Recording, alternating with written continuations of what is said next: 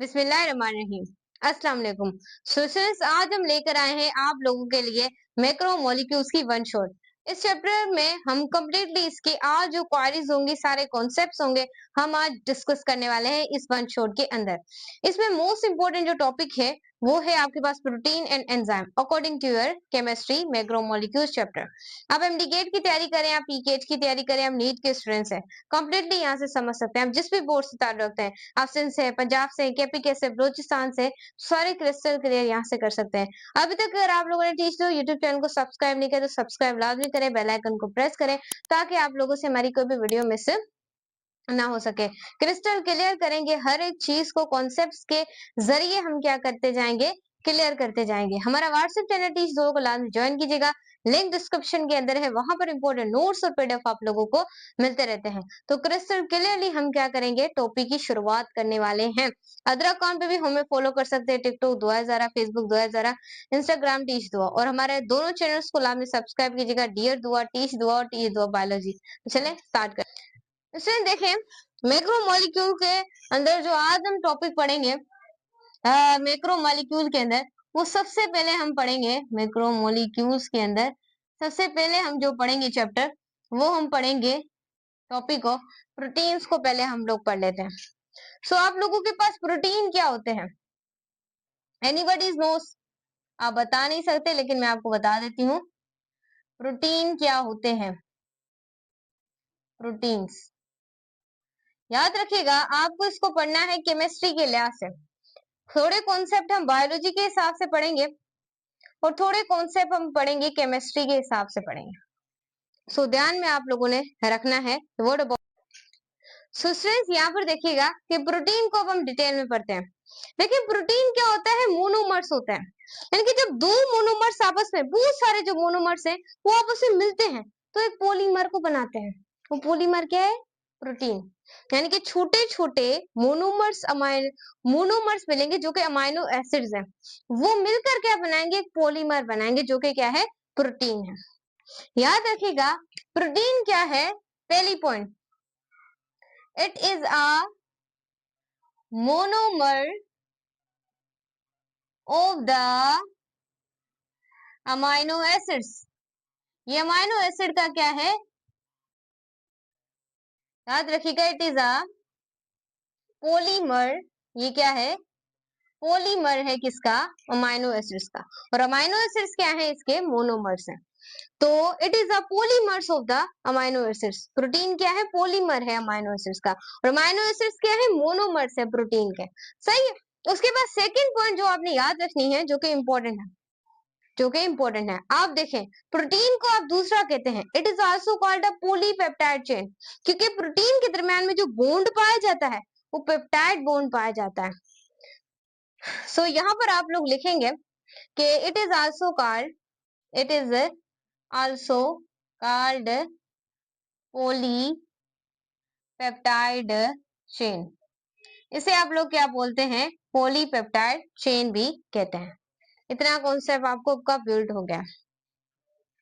उसके बाद जो आपके पास प्रोटीन है वो कंपोज होते हैं किसे, carbon, hydrogen, nitrogen, oxygen, sulphur और नाइट्रोजन से। तो आप ये भी लिख सकते हैं कि जो प्रोटीन है वो याद रखिएगा वो कंपोज होते हैं, किससे कंपोज होते हैं, कार्बन, हाइड्रोजन, नाइट्रोजन से बने होते हैं, और आपके पास ऑक्सीजन होता है और क्या होता है, सल्फर होता है। इससे मिलकर आपको प्रोटीन बना होता है। उसके बाद हम चौथे नंबर पे अगर बात करें, अब प्रोटीन के अंदर बॉन्ड कौन सा पाया जाता है, तो याद रखिएगा प्रोटीन के अंदर जो बॉन्ड पाया जाता है वो पाया जाता है पेप्टाइड बॉन्ड। क्या पाया जाता है, पेप्टाइड बॉन्ड पाया जाता है। इतना आपको क्लियर होगा। और फोर्थ नंबर पे जो चीज है, फिफ्थ नंबर पे, वो पेप्टाइड बॉन्ड का मतलब है CN। इसे आप डिनोट किससे करते हैं, CN से डिनोट करते हैं। इतना आपको कॉन्सेप्ट क्या होगा, आपका बिल्ड होगा। देखो क्लियरली नजर आ रहा है, नहीं तो क्लियर है हर चीज। सो ये हो गया इंपॉर्टेंट। अब इंपॉर्टेंट बात ये है कि 6 नंबर के, तो प्रोटीन को डिस्कवर किसने किया, तो याद रखिएगा प्रोटीन को डिस्कवर किया था जे बर्जीलियस ने डिस्कवर किया। कब किया? 1838 में। 1838 में डिस्कवर्ड किसने किया? जे बर्जेलियस ने किया।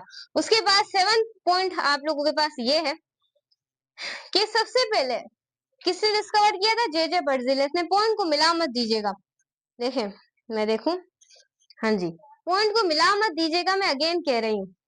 उसके बाद 7th नंबर पे जो इंपॉर्टेंट बात है, प्रोटीन को डिस्कवर तो इसने किया, लेकिन जो जे जो मोल्डर है, उन्होंने 1888 के अंदर उन्होंने कहा कि जो प्रोटीन है वो एक क्या है?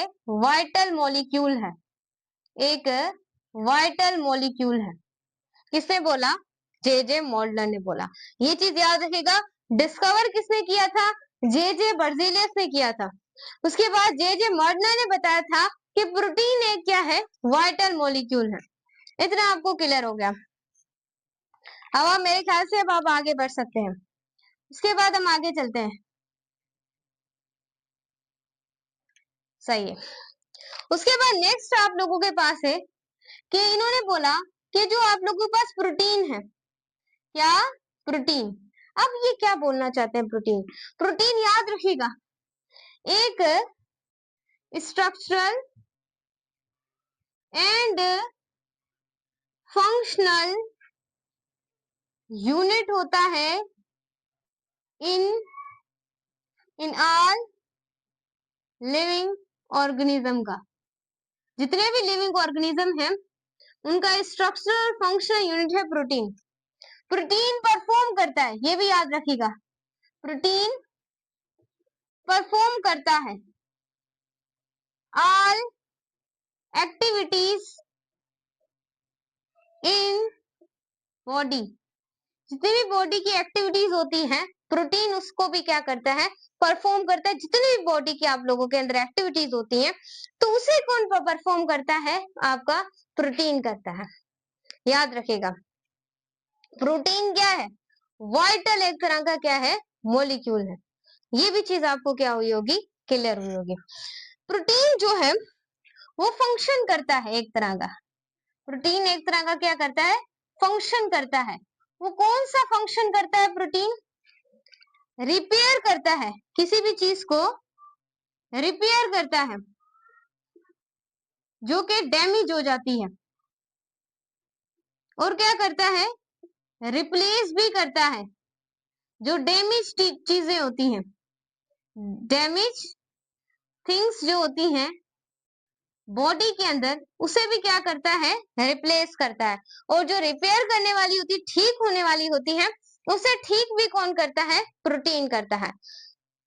अब देखो, कहीं कहीं एक्सीडेंट हो जाता है, तो एक्सीडेंट में कोई कोई पर्सन ऐसे होते हैं जिनकी बाजू टूट जाती हैं, जिनकी टांगे टूट जाती हैं, वो कंप्लीटली तरीके से अपाहिज हो जाते हैं। सो प्रोटीन क्या करते हैं? उनके अंदर भी रिपेयर करते हैं जो चीजें डैमेज हो जाती हैं, और उसे रिप्लेस करते हैं जो बॉडी के अंदर जो खराब चीजें होती हैं, जो काम की नहीं होती, उनको भी ये बहुत बड़ा काम करते हैं। This is a protein. So I hope आपको क्लियर दिख रहा हो। एक बार मैं चेक कर लेती हूँ, और यहाँ पर देखें, थोड़ा सा मैं यहाँ से इसको सेट कर लेती हूँ। सो आई होप आपको नजर आ रहा हो क्लियरली तरीके से। हाँ जी, तो अब मैं आऊं, नीचे जगह है, हाँ। अब देखिए अमाइनो, अब हम पढ़ने वाले हैं अमाइनो एसिड्स की हेडिंग लगा लें। अमाइनो एसिड्स, अमाइनो एसिड्स क्या होते हैं? किसी को पता है क्या होता है? क्या होता है? याद रखिएगा, इट इज अ मोनोमर्स। ये मोनोमर्स होते हैं किसके? प्रोटीन के। प्रोटीन के मोनोमर्स को आप लोग क्या बोलते हैं? अमाइनो एसिड बोलते हैं। अमाइनो एसिड्स मिलेंगे तभी क्या बनेंगे? प्रोटीन बनेंगे। 5 पार्ट जो होते हैं वो अमाइनो एसिड्स के होते हैं, जो कि आप लोगों को मैं बताती हूँ। पहला जो होता है वो आप लोगों के पास होता है H हाइड्रोजन। पहला आप लोगों के पास होता है अल्फा कार्बन।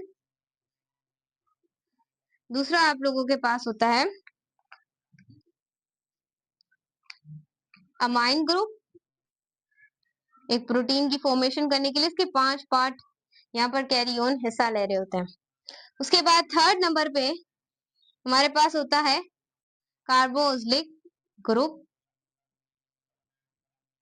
और चौथे नंबर पे आप लोगों के पास होता है हाइड्रोजन, और पांचवें नंबर पे आप लोगों को देखो नजर आ रहा है नहीं, पांचवे थिंग्स नजर नहीं आ रहे, सो फिर से मेरा पाउंड लग गया इसको। इसने क्लियर है ना? क्लियर है। सो यहाँ पर देखिएगा, आई होप आपको क्लियर है। अब मैं जो पांचवा है वो यहाँ पर लिख लेती हूँ, पांचवा मैं यहाँ पर लिख देती हूँ। सो फिफ्थ नंबर पे आप लोगों के पास आता है रेडिकल। फिफ्थ नंबर पे आप लोगों के पास क्या आता है? रेडिकल। और रेडिकल को आप कहते हैं अल्काइल रेडिकल भी आप लोग इसे कह सकते हैं। अब स्टूडेंट्स आप यहाँ से इसे नोट कर सकते हैं, क्योंकि मैं ये वाली साइड को यहाँ से क्या कर दूंगी, रिमूव कर दूंगी। तो आप लोग यहाँ से देख सकते हैं इसे, अगर कोई चीज आपने नोट करनी हो तो।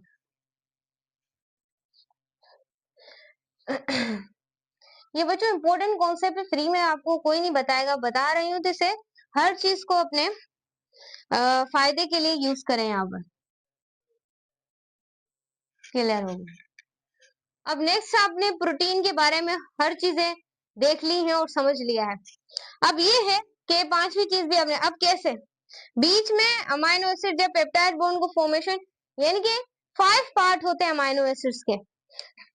एक आप लोगों के पास होता है यहाँ पर कार्बोक्सिलिक ग्रुप, एक साइड पे होता है अल्फा कार्बन और एक कार्बोक्सिलिक ग्रुप, और नेक्स्ट आपके पास क्या होता है? अमाइन ग्रुप होता है। और आप लोगों के पास एक क्या होता है? हाइड्रोजन होता है, और एक क्या होता है? रेडिकल। अब रेडिकल क्या होता है? यहाँ पर वेरिएबल होता है। रेडिकल क्या होता रहता है? चेंज होता रहता है। कैसे चेंज होता रहता है वेरिएबल? तो पूरा नाम ही चेंज होता है अमाइनो एसिड्स का।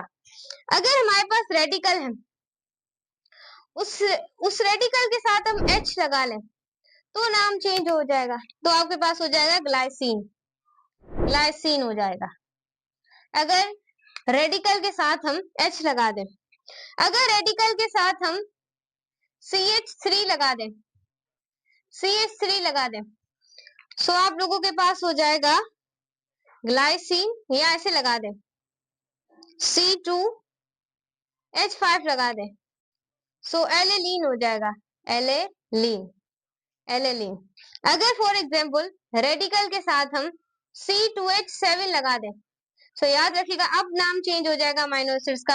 अब हो जाएगा आप लोगों के पास वेलाइन। क्या हो जाएगा? वेलाइन हो जाएगा।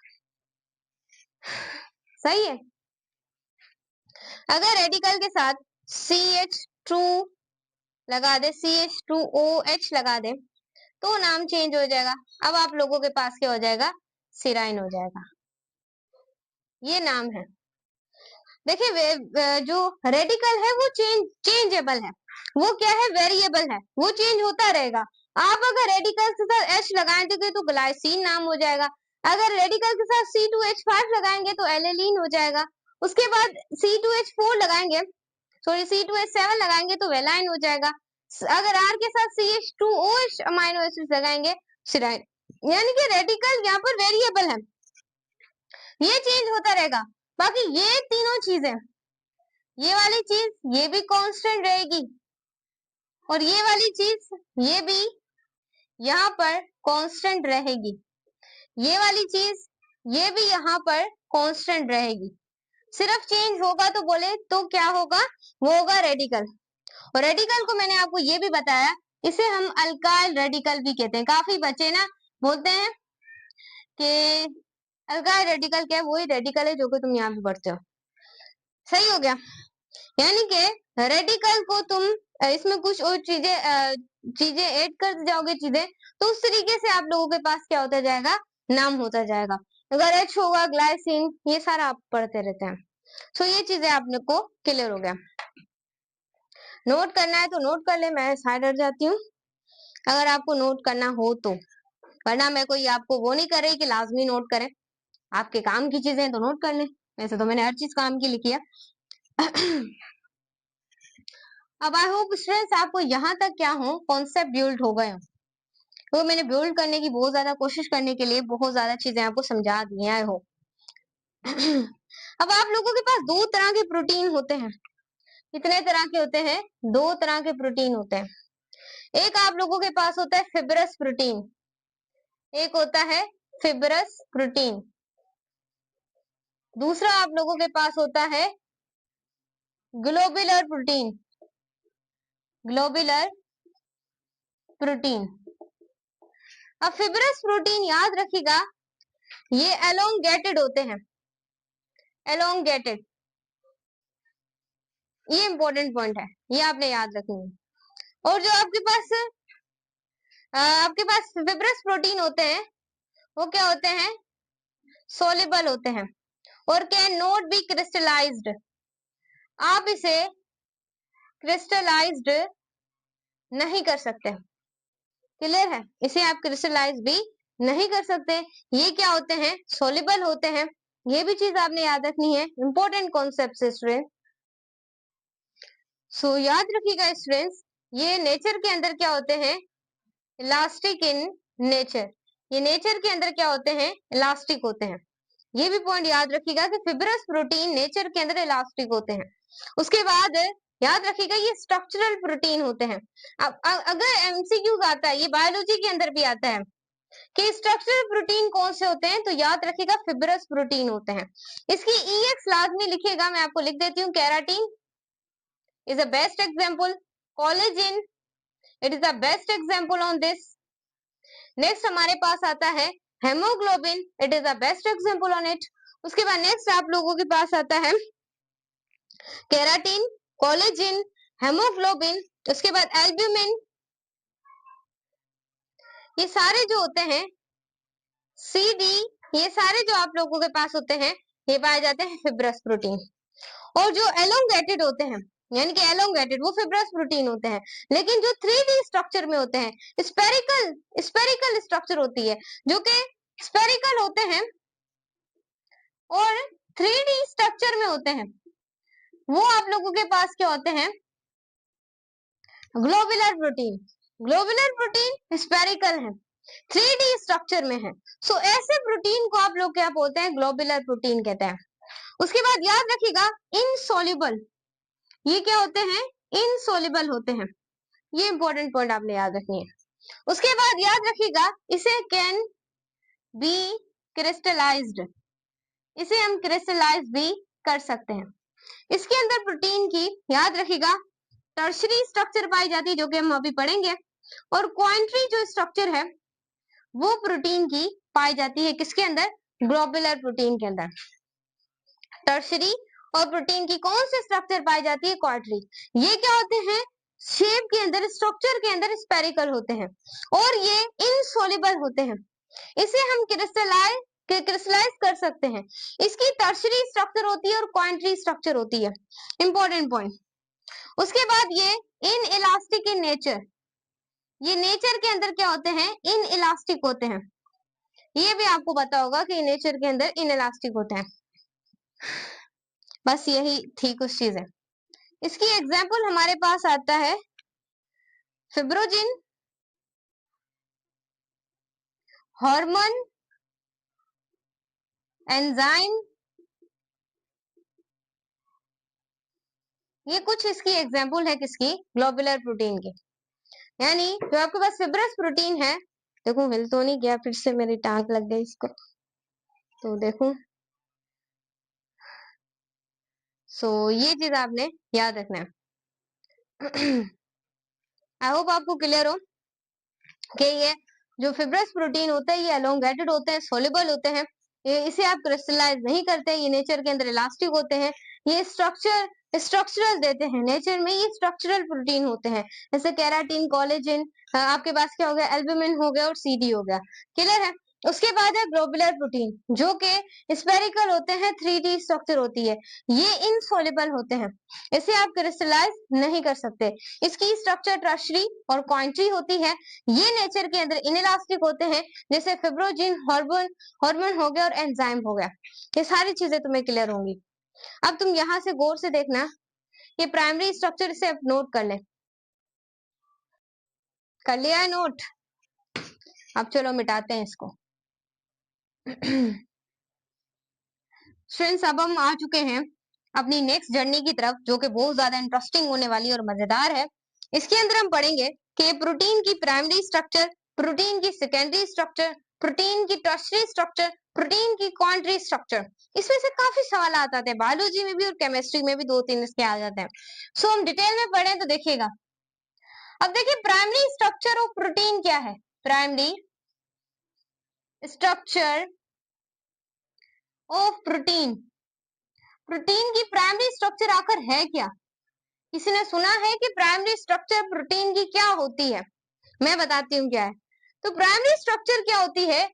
जिसके अंदर लीनियर चेन होती है, लीनियर चेन होती है पॉलीपेप्टाइड, लीनियर चेन होती है पॉलीपेप्टाइड की, उसे हम कहते हैं कि ये प्राइमरी स्ट्रक्चर है किसकी? प्रोटीन की, जिसके अंदर इस तरीके से स्ट्रेस क्या हो? लीनियर चेन हो, इसकी पॉलीपेप्टाइड चेन, लीनियर चेन हो पॉलीपेप्टाइड, सही कुछ इस तरीके से। स्टूडेंट्स, ये जो प्राइमरी स्ट्रक्चर जो है, इसका जो सीक्वेंस है वो सबसे पहले डिटरमाइन किया था एफ सेंगर ने, यानी कि जो सीक्वेंस है इसमें याद रखिएगा of amino acids, amino acids का जो सीक्वेंस है वो फर्स्टली जिसने डिटरमाइन किया, बताया, वो कौन था आप लोगों के पास? एफ सेंगर। एफ सेंगर ने क्या किया? बताया सबसे पहले प्रोटीन के सीक्वेंस को। कैसे बताया? हम सब इसे देखते हैं। अब सबसे पहले इंसुलिन, इंसुलिन के अंदर टोटल 51 अमाइनो एसिड्स थे। उस अल्फा जो चेन थी उसके अंदर टोटल कितने अमाइनो एसिड्स थे? 21 अमाइनो एसिड्स थे। और जो बीटा चेन थी उसके अंदर जो टोटल अमाइनो एसिड्स थे वो थे 13 अमाइनो एसिड। उसने क्या किया कि किस तरीके से, क्योंकि वो सीक्वेंस को डिटरमाइन कौन कर रहा है? एफ सेंगर कर रहा है। तो टोटल अमाइनो एसिड्स कितने? 51 थे इंसुलिन के अंदर। तो उसने कहा कि इन दोनों के दरमियान एक बॉन्ड पाया जा रहा है, और इस बॉन्ड को हम लोग क्या बोलते हैं? डाई सल्फाइड बॉन्ड कहते हैं, जो कि इनके दरमियान में पाया जा रहा है। यानी कि अल्फा के अंदर कितने अमाइनो एसिड्स हैं? टोटल 21 अमाइनो एसिड्स हैं, और बीटा के अंदर कितने अमाइनो एसिड्स हैं? टोटल 30 अमाइनो एसिड्स हैं। तो इसने डिटरमाइन किया कि इन दोनों के दरमियान में जो बॉन्ड पाया जा रहा है वो डाइसल्फाइड बॉन्ड है। तो इस तरीके से इसने सीक्वेंस बताया अमाइनो एसिड्स का। I hope students you are understand that the topic. So यहाँ पर देखिएगा, नेक्स्ट हम देख लेते हैं इससे नेक्स्ट ली हेमोग्लोबिन को।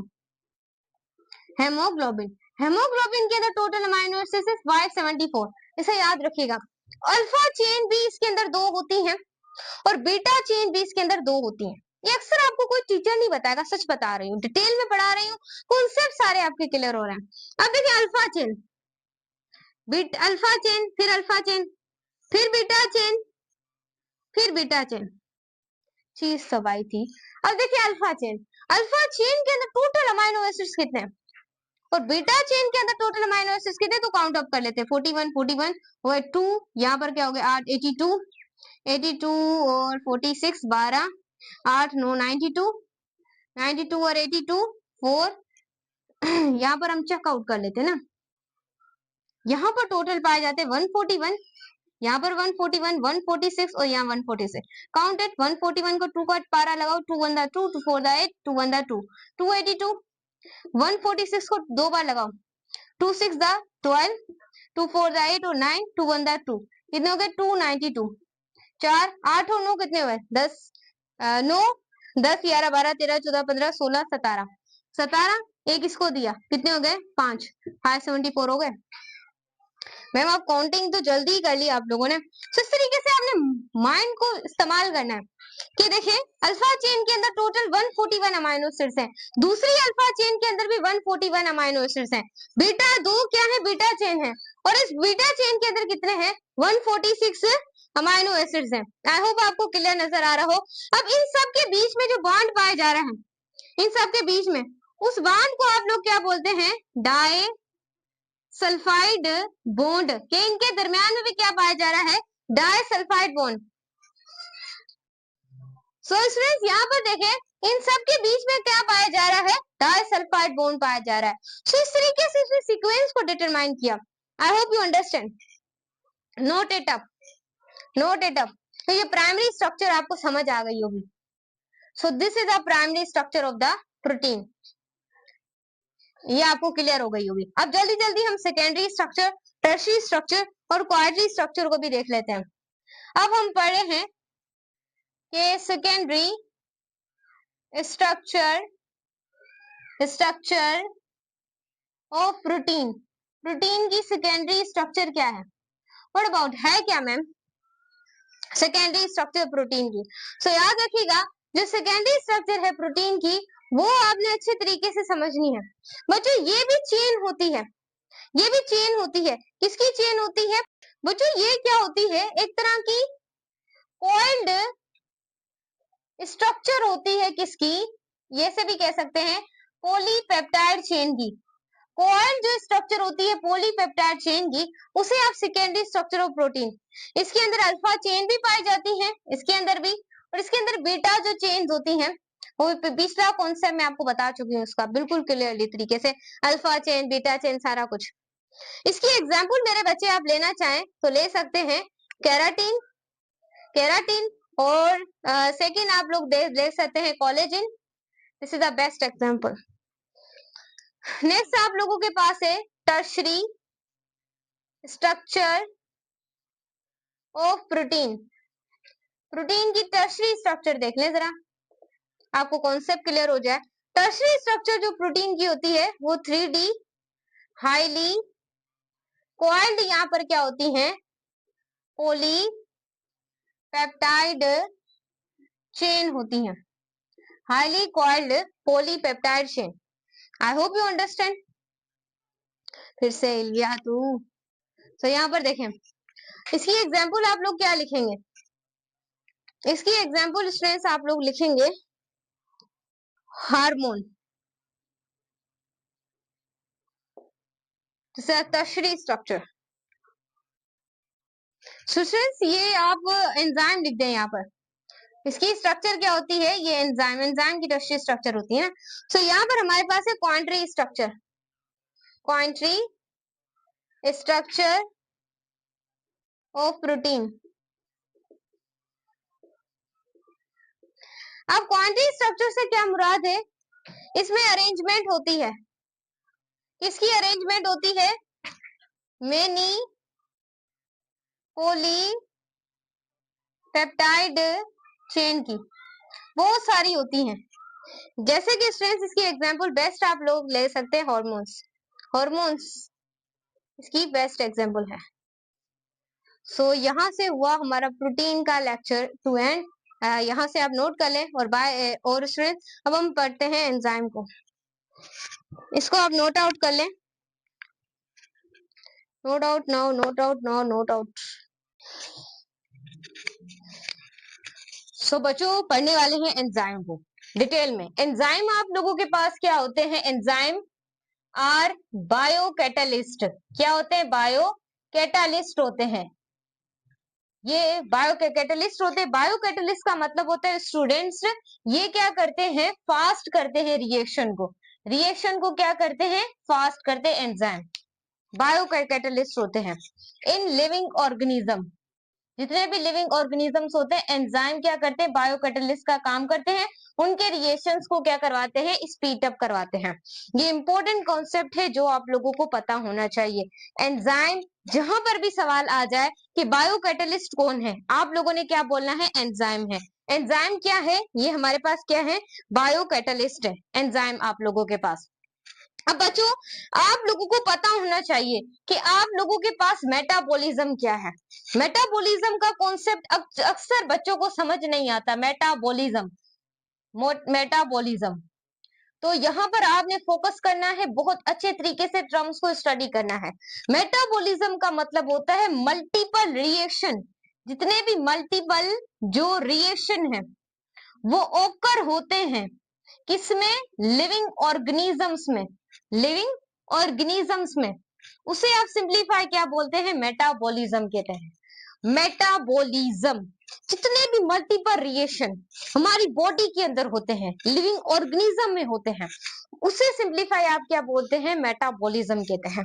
अब अगर मैं आप लोगों को बताना चाहूं, यहां पर थोड़ा सा और अच्छे तरीके से लिख दूं, ऑर्गेनिज्म, सही है। अब बच्चों मेटाबॉलिज्म के दो टाइप्स होते हैं, two types of the metabolism, two types, सही है। डिटेल में पढ़े बच्चों, कोई चीज मिस नहीं करने वाले तो वीडियो को मिस मत कीजिएगा, नुकसान होगा। अब टू टाइप्स में एक हमारे पास आता है एनाबोलिज्म, एक आता है एनाबोलिज्म, और सेकंड आप लोगों के पास आता है केटाबोलिज्म। क्या आता है, केटाबोलिज्म आता है।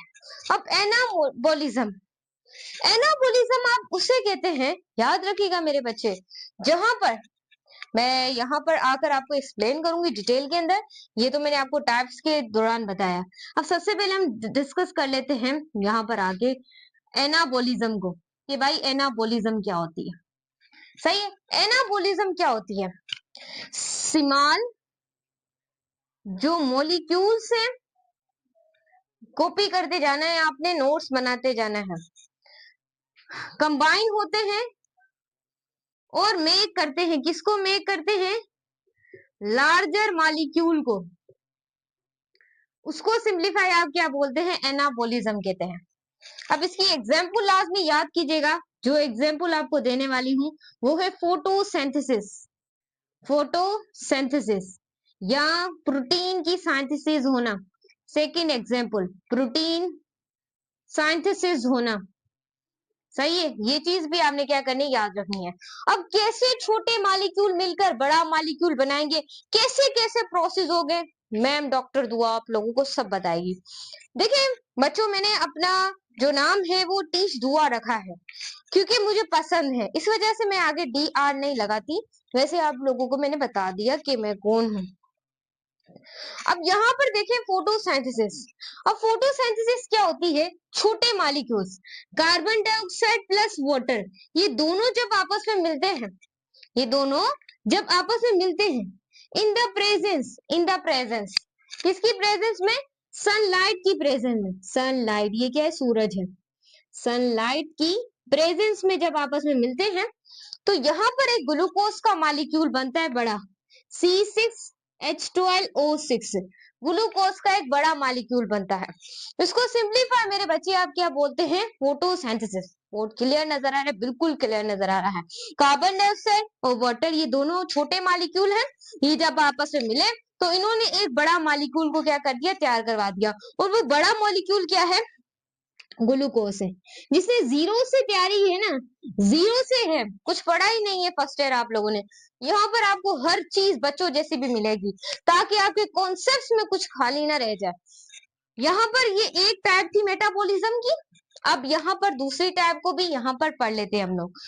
इसको मिटा देते हैं क्योंकि हम यहाँ पर लिख के क्या करेंगे, इसको जो टर्म पढ़ते जा रहे हैं उसे यहाँ से मिटाते जा रहे हैं। चले स्टूडेंट्स, इसको यहाँ से मिटा देते हैं क्योंकि अब नेक्स्ट पार्ट को इसके डिस्कस करेंगे जो होगा एनाबोलिज्म। सही, चले अब जो एनाबोलिज्म है, केटाबोलिज्म है, उसको समझना भी ना बहुत बच्चों सिंपल है, लेकिन आपने इसको भी गौर से समझना है क्योंकि मैम टीच दो आपको क्लियरली पढ़ाएगी।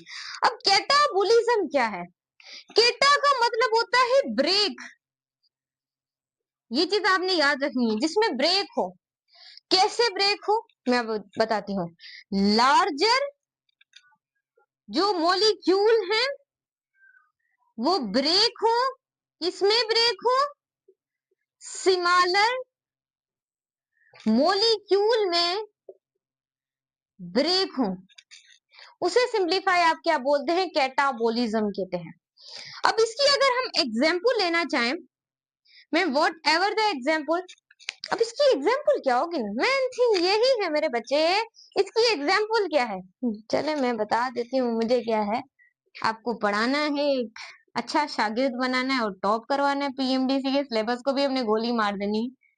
तो चले यहाँ पर डाइजेशन। अब बच्चों डाइजेशन क्या होती है, किसी को पता है, वो भी वही वही प्रोसेस होती है। जब हम देखें मोलिक्यूल्स को ब्रेक करते हैं, जैसे कि आपने फूड का निवाला अपने माउथ में डाला, तो फूड का निवाला क्या था? बड़ा निवाला था, इस तरीके से। तो आपका माउथ में ऐसे तो निवाला सीधा आपके पेट के अंदर नहीं जाएगा, क्योंकि माउथ में जाएगा, फिर माउथ में जाने के बाद उस निवाले की होगी मैकेनिकल डाइजेशन होगी, और वहां पर उस निवाले की क्या होगी? केमिकल डाइजेशन होगी। दो तरह की क्या होंगी? डाइजेशन होंगी उस निवाले की। सही, एक केमिकल और मैकेनिकल डाइजेशन। अब जैसे ही आपका खाना जो है वो आपके मुंह के अंदर गया, तो मुंह के अंदर जाने के बाद ये दो डाइजेशन आपके एमसीक्यूज आती है एमडी गेट के अंदर। बताएं दोनों डाइजेशन कहाँ पर होती है? मैकेनिकल और केमिकल। आपने बोलना है माउथ के अंदर होती है। जैसे ही निवाला आपके मुंह के अंदर जाता है तो वहां पर मैकेनिकल डाइजेशन कौन करवाता है, ये भी पूछा जाता है। आपने बोलना है तीत करवाते हैं। अब आपसे पूछा जाए कि बताएं केमिकल डाइजेशन कौन करवाता है, तो आपने याद रखना है वो आपका एंजाइम करवाता है। और उस एंजाइम का नाम भी याद रखना है जिसका नाम है अमाइलेज। अमाइलेज क्या करता है? स्टार्च को चेंज करता है। किसमें? स्टार्च। स्टार्च को चेंज करता है माल्टोज में। सही है मेरे बच्चे, इन टर्म्स को याद रखिए। मैं डिटेल गहराई में इस वजह से लेके जा रही हूँ ताकि आपके कॉन्सेप्ट क्लियर हो। अब जैसे ही आपका खाना आपके मुंह में चला गया, तो दांतों ने करवाई मैकेनिकल डाइजेशन और केमिकल डाइजेशन कराई एंजाइम अमाइलेज ने। उसके बाद स्टूडेंट्स यहाँ पर एक एंजाइम होता है जिसका नाम है लाइसोजाइम। यहाँ पर लाइसोजाइम्स भी एंजाइम होता है मुंह के अंदर ही, जो क्या करवाता है, मैं यहाँ पर अगर आपको बताऊं, जो कि स्टूडेंट्स बैक्टीरिया को किल करवाता है। बैक्टीरिया किल करता है, जो भी गंदे बैक्टीरिया होते हैं उन्हें क्या करता है? किल करता है। उसके बाद आपके जो माउथ है, क्योंकि ये एंजाइम रिलेटेड ही इसके है। अब यहाँ पर जो आपका माउथ है इसके अंदर आपका प्रेजेंट होता है स्लाइवा। यहाँ से इसको मिटा दूं ताकि आपको क्लियर हो जाए। आपका एक प्रेजेंट होता है स्लाइवा। स्लाइवा आपका क्या होता है? थूक होता है। थूक जो आपके मुंह के अंदर बनता है, वो ऐसे ही नहीं होता। आपका जो खाना, आपने रोटी का टुकड़ा अपने मुंह के अंदर डाला है, जो रोटी का टुकड़ा आपने अपने मुंह के अंदर डाला है, अब जैसे ही मेरे बच्चे आपने रोटी का टुकड़ा अपने मुंह के अंदर डाला, तो स्लाइवा उसको क्या कराएगा? बोलस की फॉर्म देगा। एक तरह के क्या देगा? स्लाइवा उसे बोलस की फॉर्म देगा। फिर जब उसने बोलस की फॉर्म दे दी है, तो इस तरीके से बच्चों ये मुंह के अंदर गया। अब मुंह के अंदर आने के बाद ये आपके यहाँ पर प्रेजेंट होते हैं फेरेंक्स। फेरेंक्स में जाएगा, फेरेंक्स को आप वॉइस बॉक्स भी कहते हैं। उसके बाद लैरेंक्स में जाएगा, फिर इस तरीके से ट्रैकिया, इस तरीके से कॉइल लाइक होता है, इस तरीके से फिर इसके अंदर जाएगा। फिर यहाँ पर होगा एसोफेगस भी होगा आप लोगों का, एसोफेगस। फिर इस तरीके से बच्चों आपका जे शेप, यहाँ सॉरी, हाँ आपका इस तरीके से बच्चों स्टमक भी होगा, बिल्कुल जे शेप। उसके बाद यहाँ पर आपके पेट के अंदर खाना जाएगा। अब पेट के बाद बच्चों आपको पता है आपका लार्ज इंटेस्टाइन होता है, स्मॉल इंटेस्टाइन होता है, लार्ज इंटेस्टाइन ऐसे ही होता है आप लोगों के पास, स्मॉल इंटेस्टाइन होता है, इंटेस्टाइन। फिर उसके बाद आप लोगों का फिर उसके बाद आपकी एनस होती है, जहां से खाना आप लोगों का बाहर जाता है। अब बच्चों आपको पता है स्मॉल इंटेस्टाइन के 3 टाइप होती है। मैं आपको सारा रिव्यू करवा रही हूँ ताकि आपको ये भी टर्म्स आ जाती हैं। डुडेनम होता है, जेजिनम, जेजिनम, एक होता है इलियम, इलियम। ये तीनों पार्ट होते हैं स्मॉल इंटेस्टाइन के। अब मैं बच्चों आपको डिटेल में पढ़ा रही हूँ ताकि आपके कॉन्सेप्ट्स क्लियर हो। अब ये आपके पास जो डुडेनम है, जेजिनम है और जो इलियम है, अब ये डुडेनम, जेजिनम, इलियम, अब स्मॉल इंटेस्टाइन और लार्ज इंटेस्टाइन क्यों बोल रहे हैं? इस वजह से स्मॉल इंटेस्टाइन बोल रहे हैं क्योंकि याद रखिएगा ये डायमीटर में कम होता है, सॉरी ये लेंथ में कम होता है और ये लेंथ में ज्यादा होता है, और ये डायमीटर में कम होने की वजह से इससे छोटा है।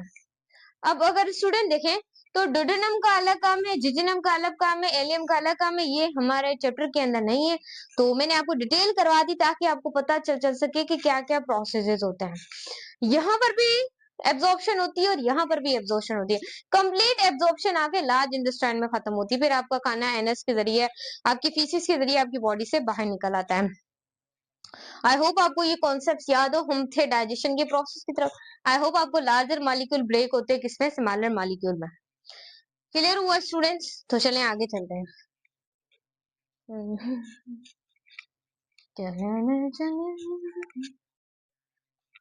स्टूडेंट्स आप लोगों के लिए अब हमने वो लगवा लिया है। अब आपने अपने फ्रेंड में वीडियो को शेयर करना है, ज्यादा से ज्यादा हमें सपोर्ट करनी है। हमने आपकी सुन ली है, आपने हमारी सुन लेनी है ताकि चैनल मोनेटाइज हो सके। तो चलें आगे चलते। थोड़ा सा रह गया आज टाइम, आपने बस इसे पूरा कराना है। तो यहाँ पर स्टूडेंट देखें, अब एंजाइम की अगर आगे चलना चाहें, एंजाइम क्या होते हैं, इंपॉर्टेंट पॉइंट लिखती हूँ यहाँ पर। प्रोटीनियस इन नेचर होते हैं, प्रोटीनियस इन नेचर होते हैं। कौन प्रोटीनियस इन नेचर होते हैं? एंजाइम होते हैं, याद रखिएगा। प्रोटीनियस इन नेचर, इसकी ग्लोबुलर स्ट्रक्चर होती है। ग्लोबुलर स्ट्रक्चर, ये मैंने आपको बायोलॉजिकल मॉलिक्यूल कल वाली वीडियो में पढ़ाया था। ग्लोबुलर स्ट्रक्चर होती है, यानी कि एंजाइम की आप लोगों के पास टर्शरी स्ट्रक्चर, सही।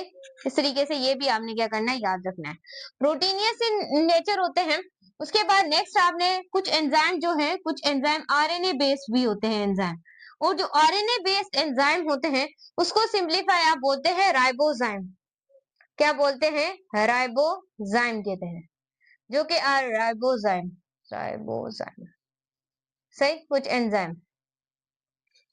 अब एंजाइम प्रोटीनियस, अब एमसीक्यूज आता है कई बार, एमडीगेट में आया है, नीट में आया है। देखें एमसीक्यूज को सुने कि एमसीक्यूज ये है कि एंजाइम सबसे ज्यादा अपनी स्ट्रक्चर को मेंटेन रखते हैं या अपने फंक्शंस पर ज्यादा होते हैं। याद रखिएगा एंजाइम, याद रखिएगा अपनी स्ट्रक्चर को ज्यादा मेंटेन रखते हैं, फंक्शन में इतने काबिलियत नहीं होती।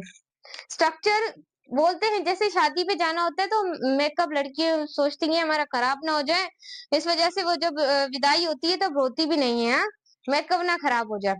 ऐसे ये भी यही सोचते होंगे। फन में एग्जाम्पल दे रही हूँ ताकि आप लोगों को ना, पर उस फीलिंग का लड़कियों को उसे ही पता होता है, सब बातें करते हैं, बट ऐसा नहीं कहना चाहिए। उनकी कोई अलग फीलिंग हो, वो ना रोना चाहती हूँ क्योंकि उन्हें पता, उन्होंने अभी जाना है। सो इस तरीके से बच्चों एमसीक्यूज आता है।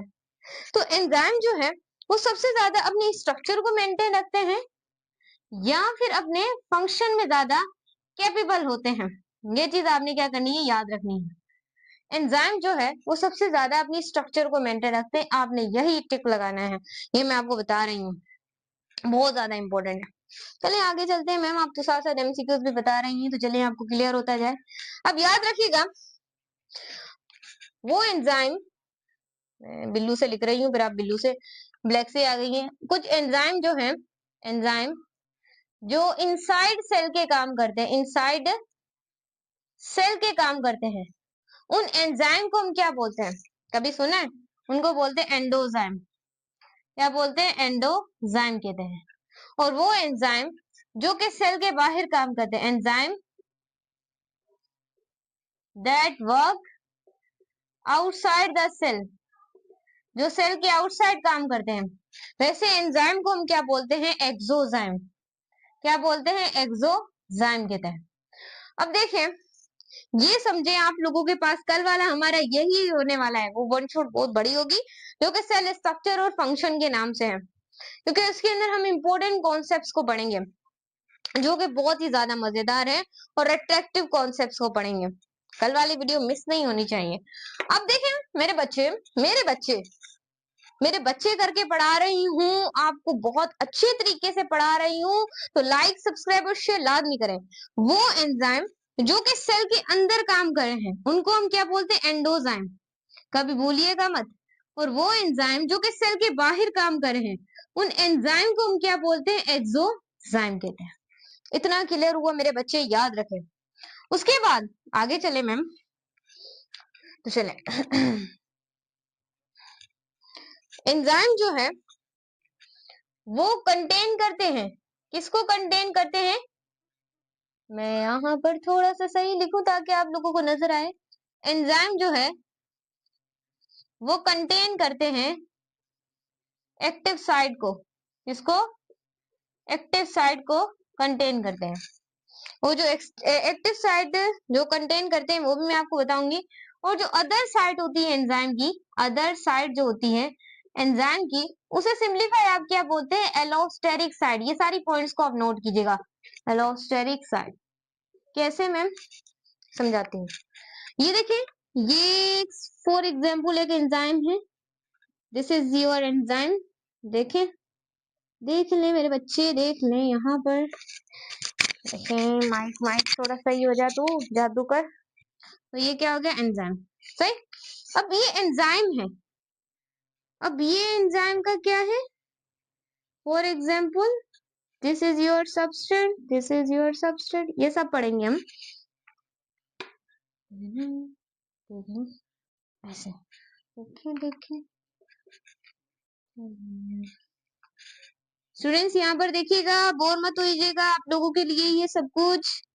देखें, एंजाइम की जो ऊपर वाली ये वाली साइड है, ये वाली साइड, इसे आप बोलते हैं एक्टिव साइड। Active side. और बाकी जो आप एंजाइम की साइड देख रहे हैं, अदर जो साइड है ये पूरी, यहां से लेकर यहां तक, ये वाली क्या है? एलोस्टेरिक साइड है। इसकी एंजाइम की एलोस्टेरिक साइड। और ये जो ऊपर आके लगा है, इस स्ट्रक्चर को आप कह रहे हैं सबस्ट्रेट। इसका आप लोगों से बहुत बार अभी होगा, टीजर आएगा, यही हीरो होगा, सबस्ट्रेट ही। तो हीरो को आप लोगों ने मिस मत कीजिएगा। फिलहाल यहाँ पर एमडी गेट में इसकी हीरोइन मौजूद नहीं है। सही ना? तो आगे चलते हैं।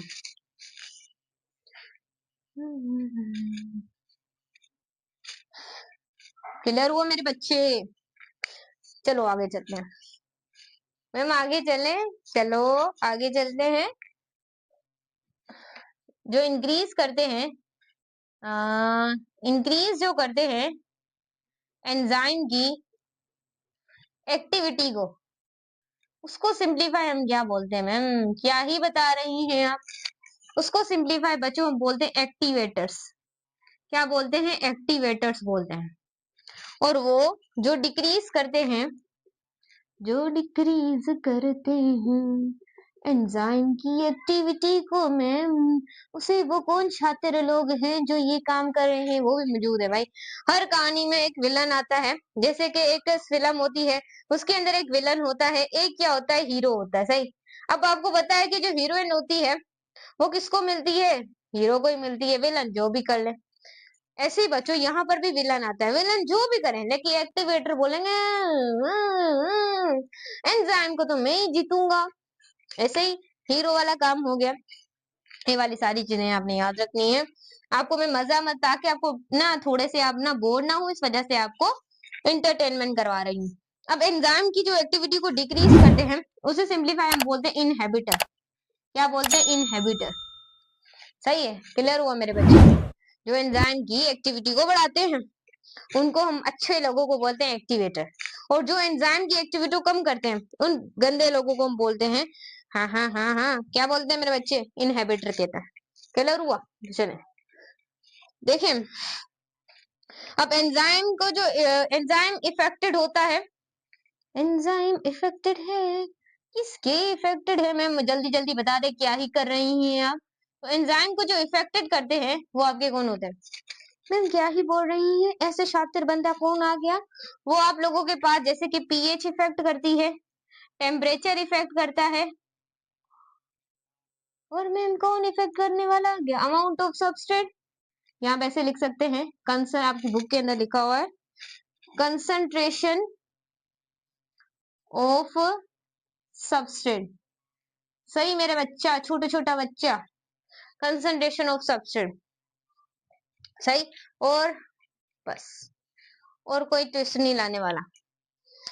तो ये चीजें, ये पॉइंट्स में हट जाती हूँ, यहाँ से नोट कर ले, प्यारी प्यारी चीजों को नोट कर ले, तो आगे चलेंगे मेरे बच्चे। ये वाली पॉइंट्स आप लोगों ने नोट कर लेनी है, जो कि एग्जाम के बहुत ज्यादा इंपॉर्टेंट पॉइंट्स हैं।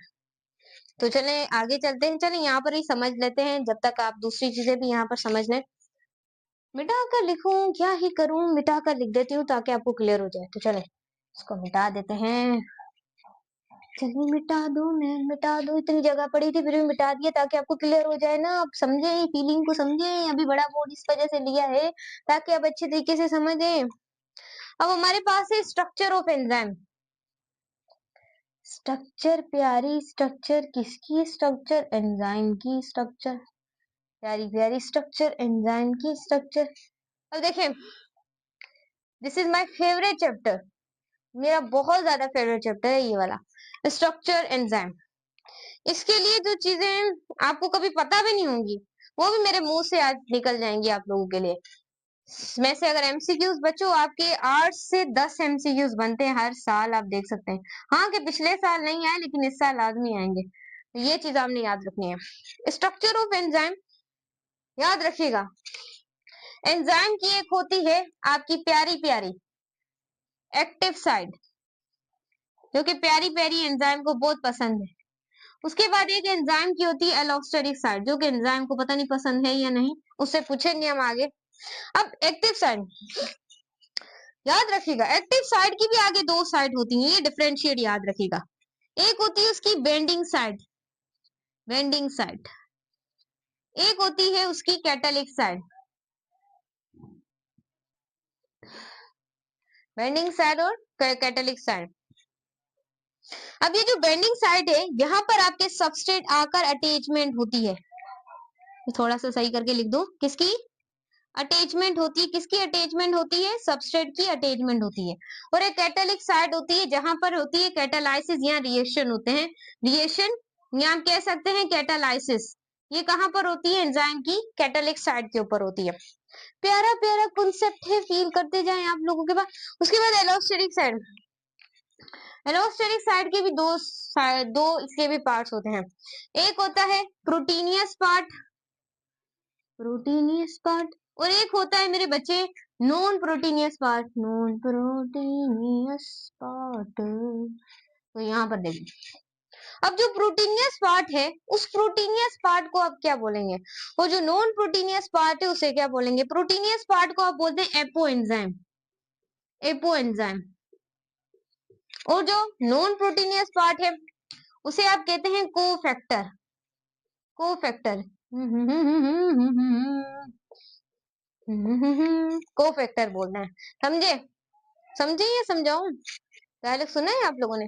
तो स्टूडेंट्स यहाँ पर देखिए, एक्टिव साइड की दो साइड होती हैं, एक बेंडिंग साइड और एक कैटालिक साइड।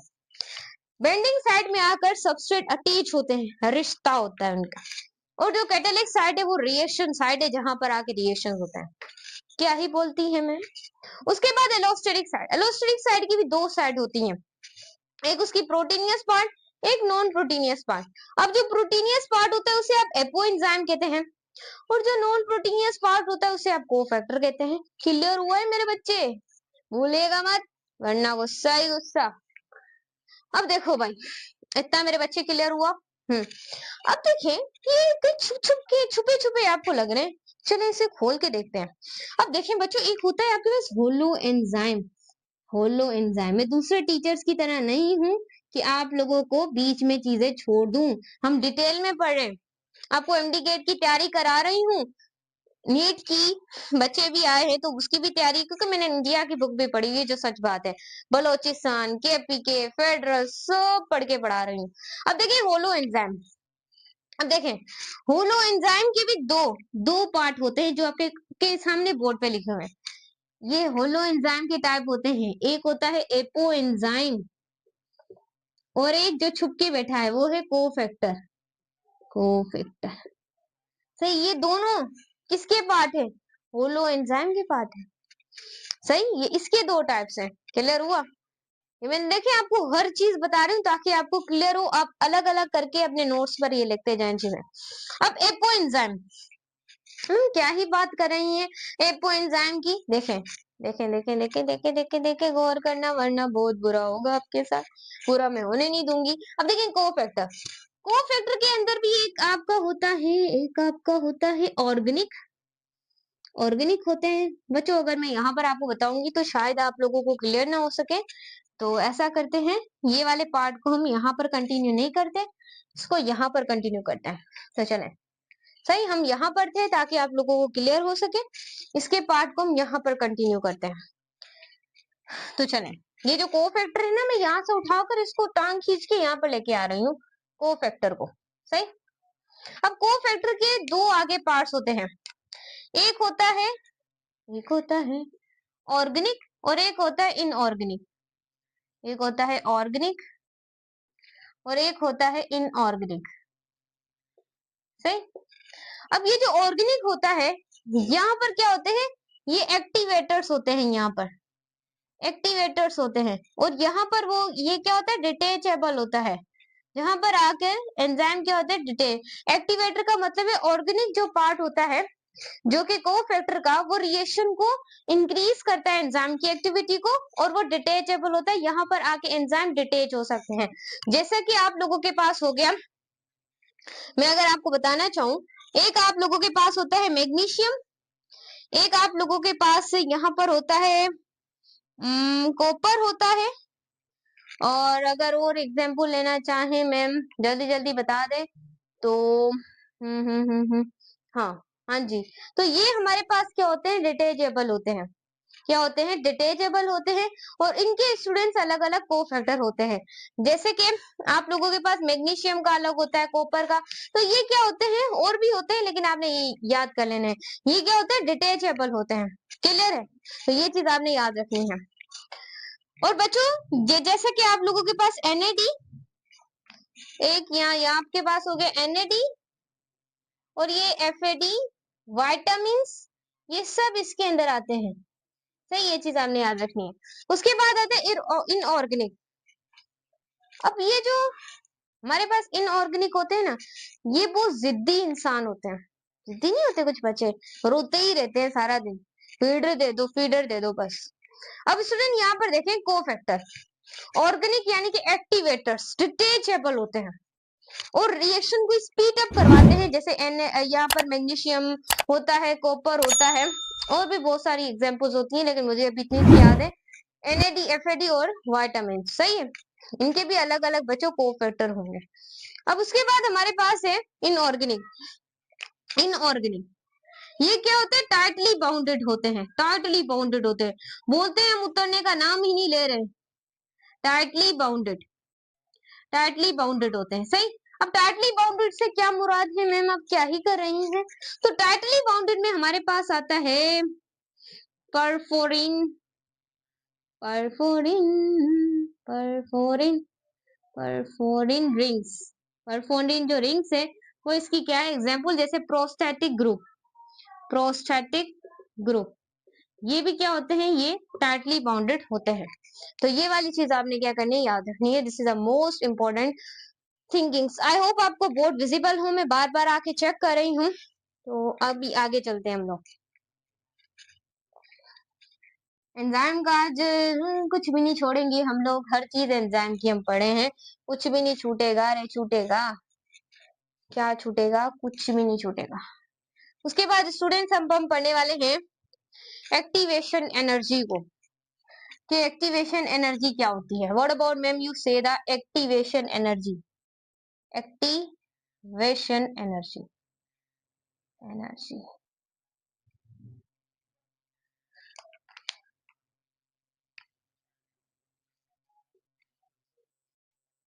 सो स्टूडेंट्स अब हम MD गेट के लेवल पर पढ़ने वाले हैं कि, और जो हमारा PMGC के सिलेबस है उसके अंदर मतलब कि डिटेल से हम क्या पढ़ेंगे, एक्टिवेशन एनर्जी को पढ़ेंगे।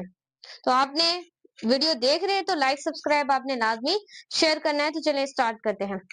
देखिए एक्टिवेशन एनर्जी क्या होती है, एक ऐसी एनर्जी होती है, याद रखिएगा, जो इंक्रीज करती है एंजाइम की एक्टिविटी को। ये चीज आपने याद रखनी है।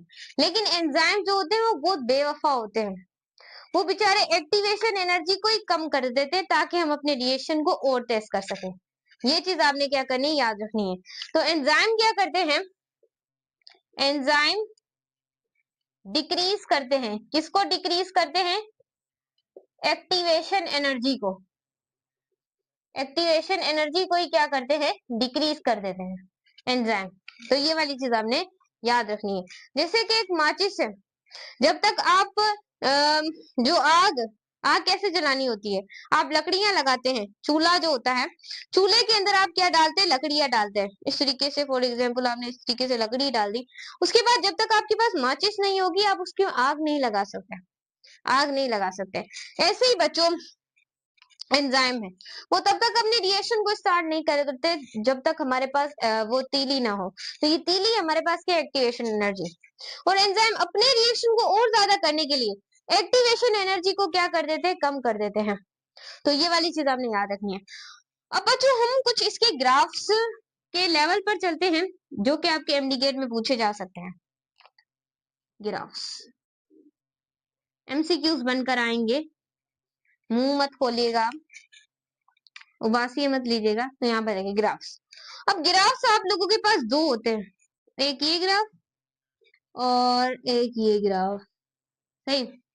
एक है विदाउट एंजाइम, यहाँ पर एंजाइम नहीं है, विदाउट एंजाइम।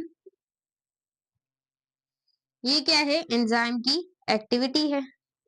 और यहाँ पर क्या है, एंजाइम की एक्टिविटी है। और ये क्या है, विथ एंजाइम। ये क्या है, एंजाइम के साथ है, साथ साथ चलेंगे हम। तो देखें एंजाइम की यहाँ पर एंजाइम मौजूद नहीं है। आप लोगों को पता है कि जहां पर एंजाइम मौजूद नहीं होंगे वो एक्टिविटी क्या होगी, वो रिएक्शन बहुत स्लो होगा। ये चीज आपने याद रखनी है। और जहां पर एंजाइम होंगे वहां पर रिएक्शन क्या होगा, बहुत फास्ट होगा।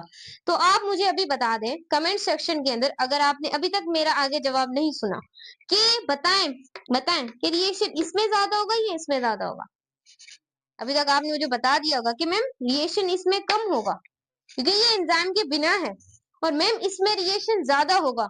क्यों ज्यादा होगा, क्योंकि ये एंजाइम के साथ। देखिए ये विदाउट एंजाइम है और ये क्या है, एंजाइम के साथ है।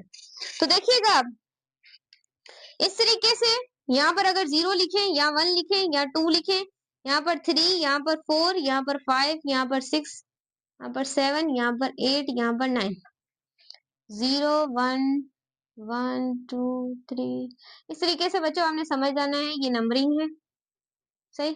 चलो अब स्टूडेंट्स यहाँ पर देखें, 0 से रिएक्शन स्टार्ट हुआ, फिर आहिस्ता आहिस्ता आहिस्ता आहिस्ता चलता गया चलता गया चलता गया, ऐसे ऐसे ऐसे ऐसे ऐसे ऐसे, फिर आहिस्ता आहिस्ता बच्चों क्या हो गया, स्टॉप हो गया।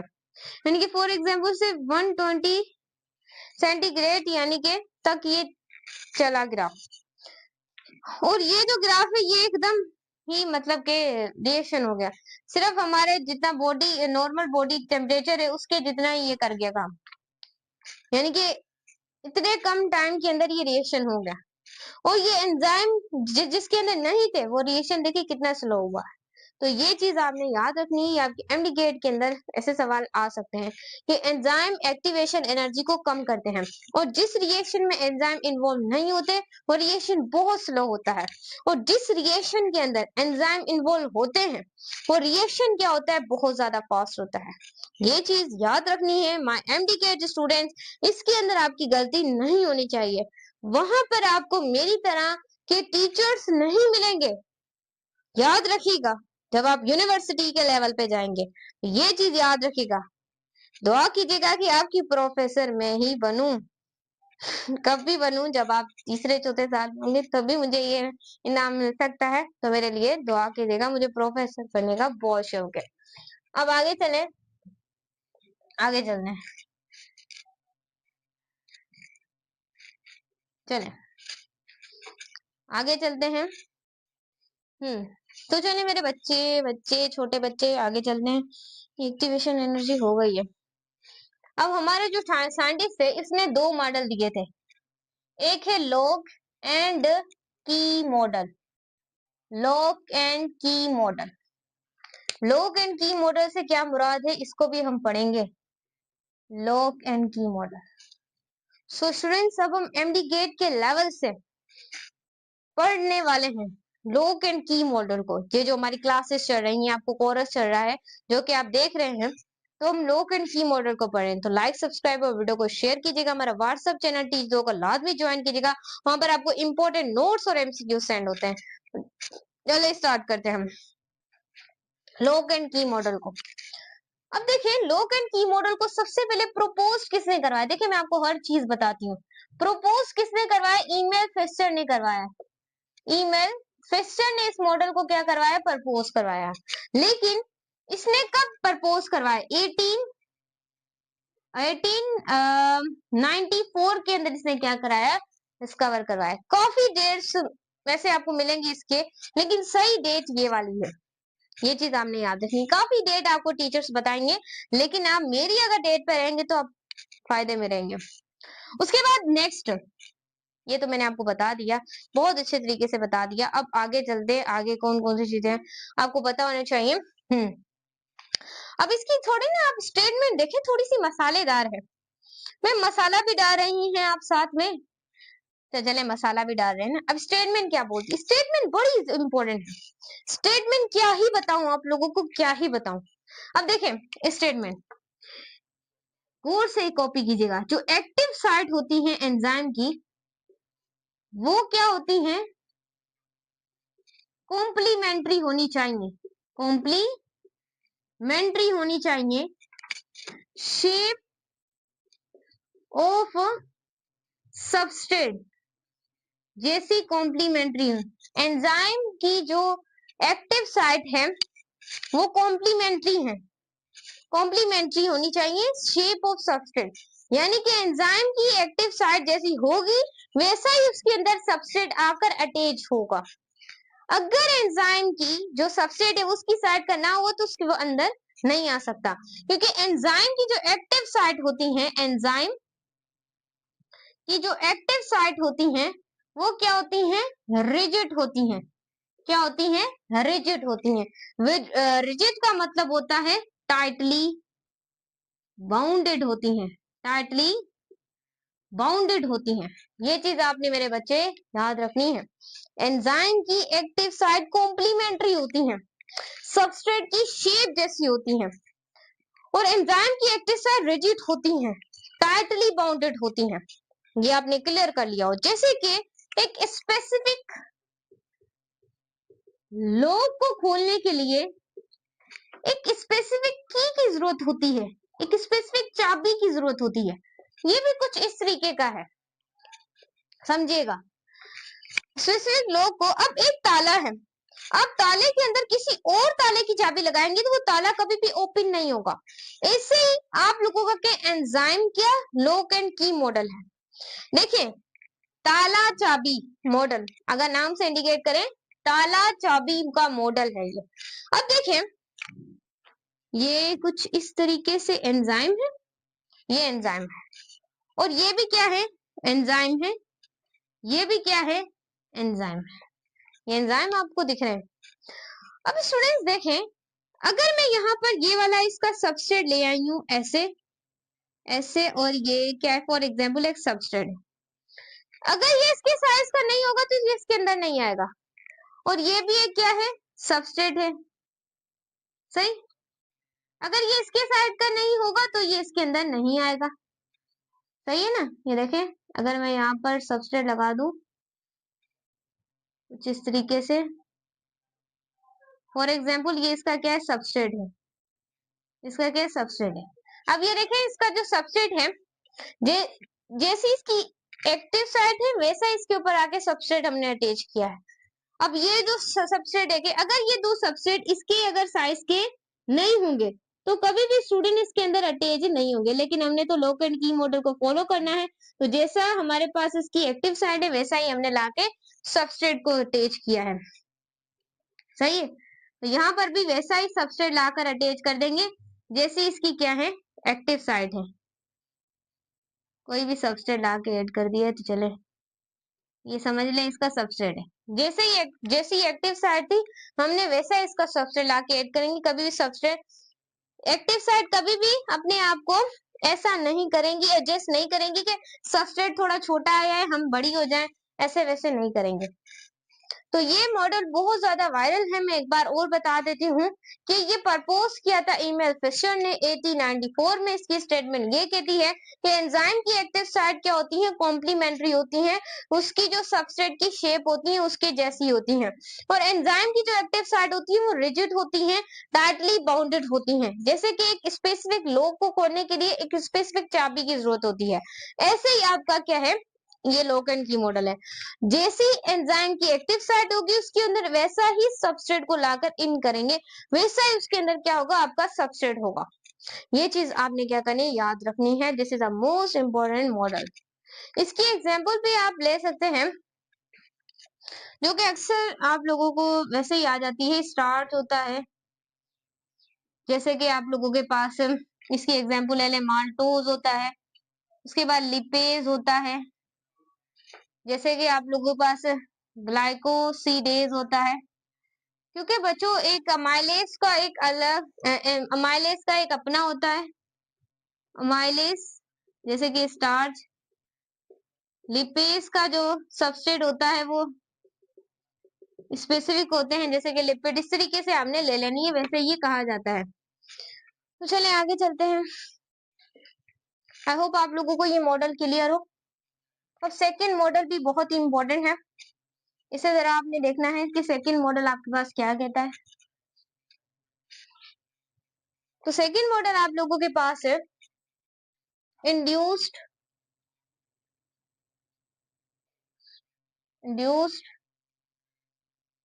Fit model. ये देखिएगा, ये फिट करेगा induced fit model. So students, अब हम पीएमडीसी के सिलेबस के अकॉर्डिंग ही जो वायरल पॉइंट्स है उसको हम पढ़ने वाले। बहुत इंपॉर्टेंट टॉपिक है आप लोगों का इंड्यूस्ड फिट मॉडल।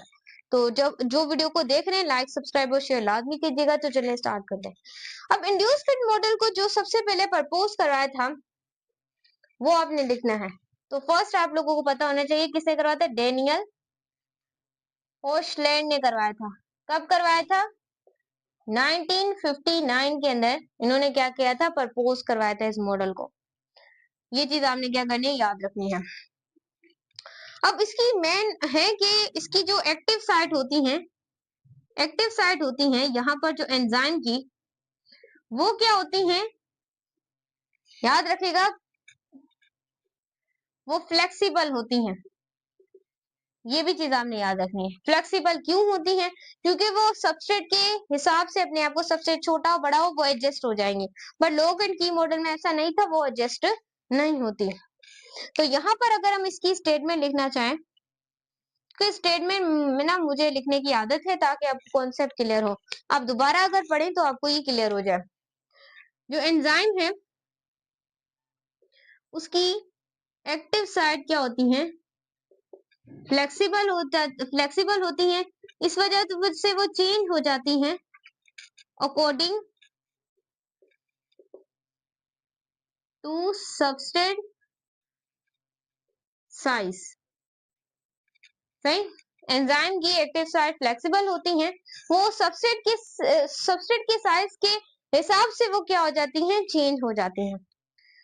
जैसा कि ये एक एंजाइम, उल्टा तो नहीं आ रहा, एक ये एंजाइम, एक ये एंजाइम।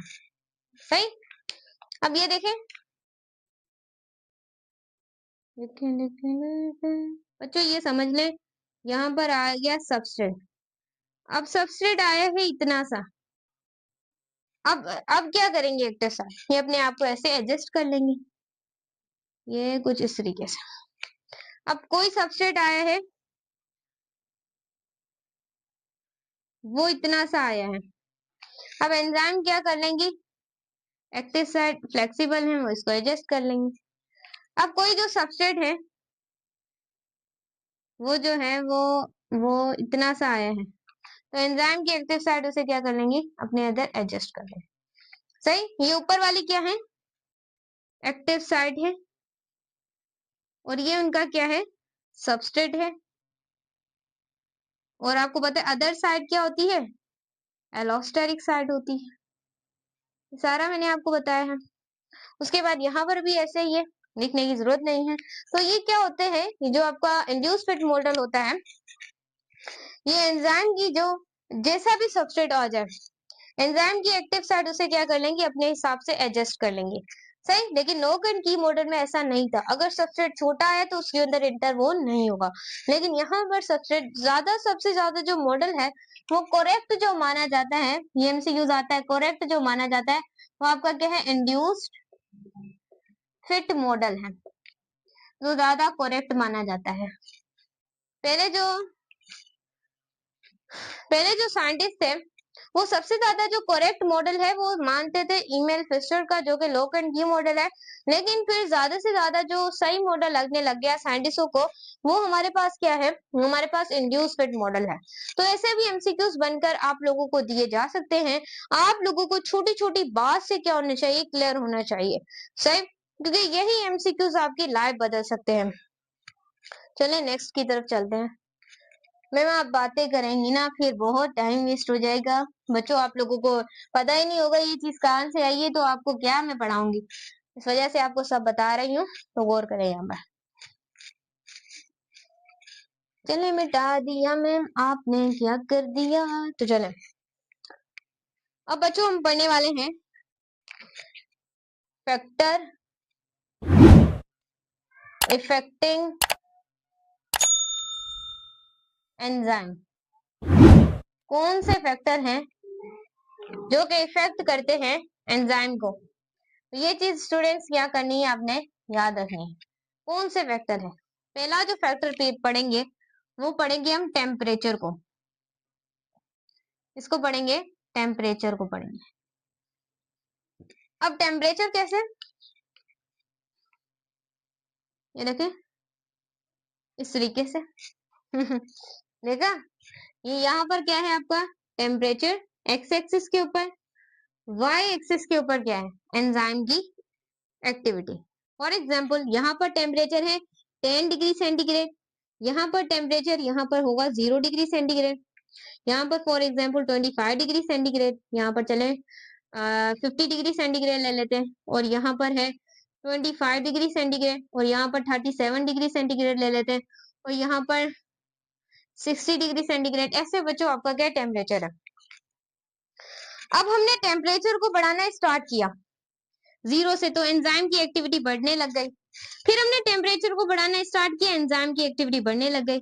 हमने टेम्परेचर को बढ़ाना स्टार्ट किया, बढ़ती गई, फिर इस पॉइंट पे आके एंजाइम की एक्टिविटी स्टॉप हो गई। हम टेम्परेचर को बढ़ाते रहे, लेकिन एंजाइम की एक्टिविटी इस ऑप्टिमम पॉइंट पर आने के बाद,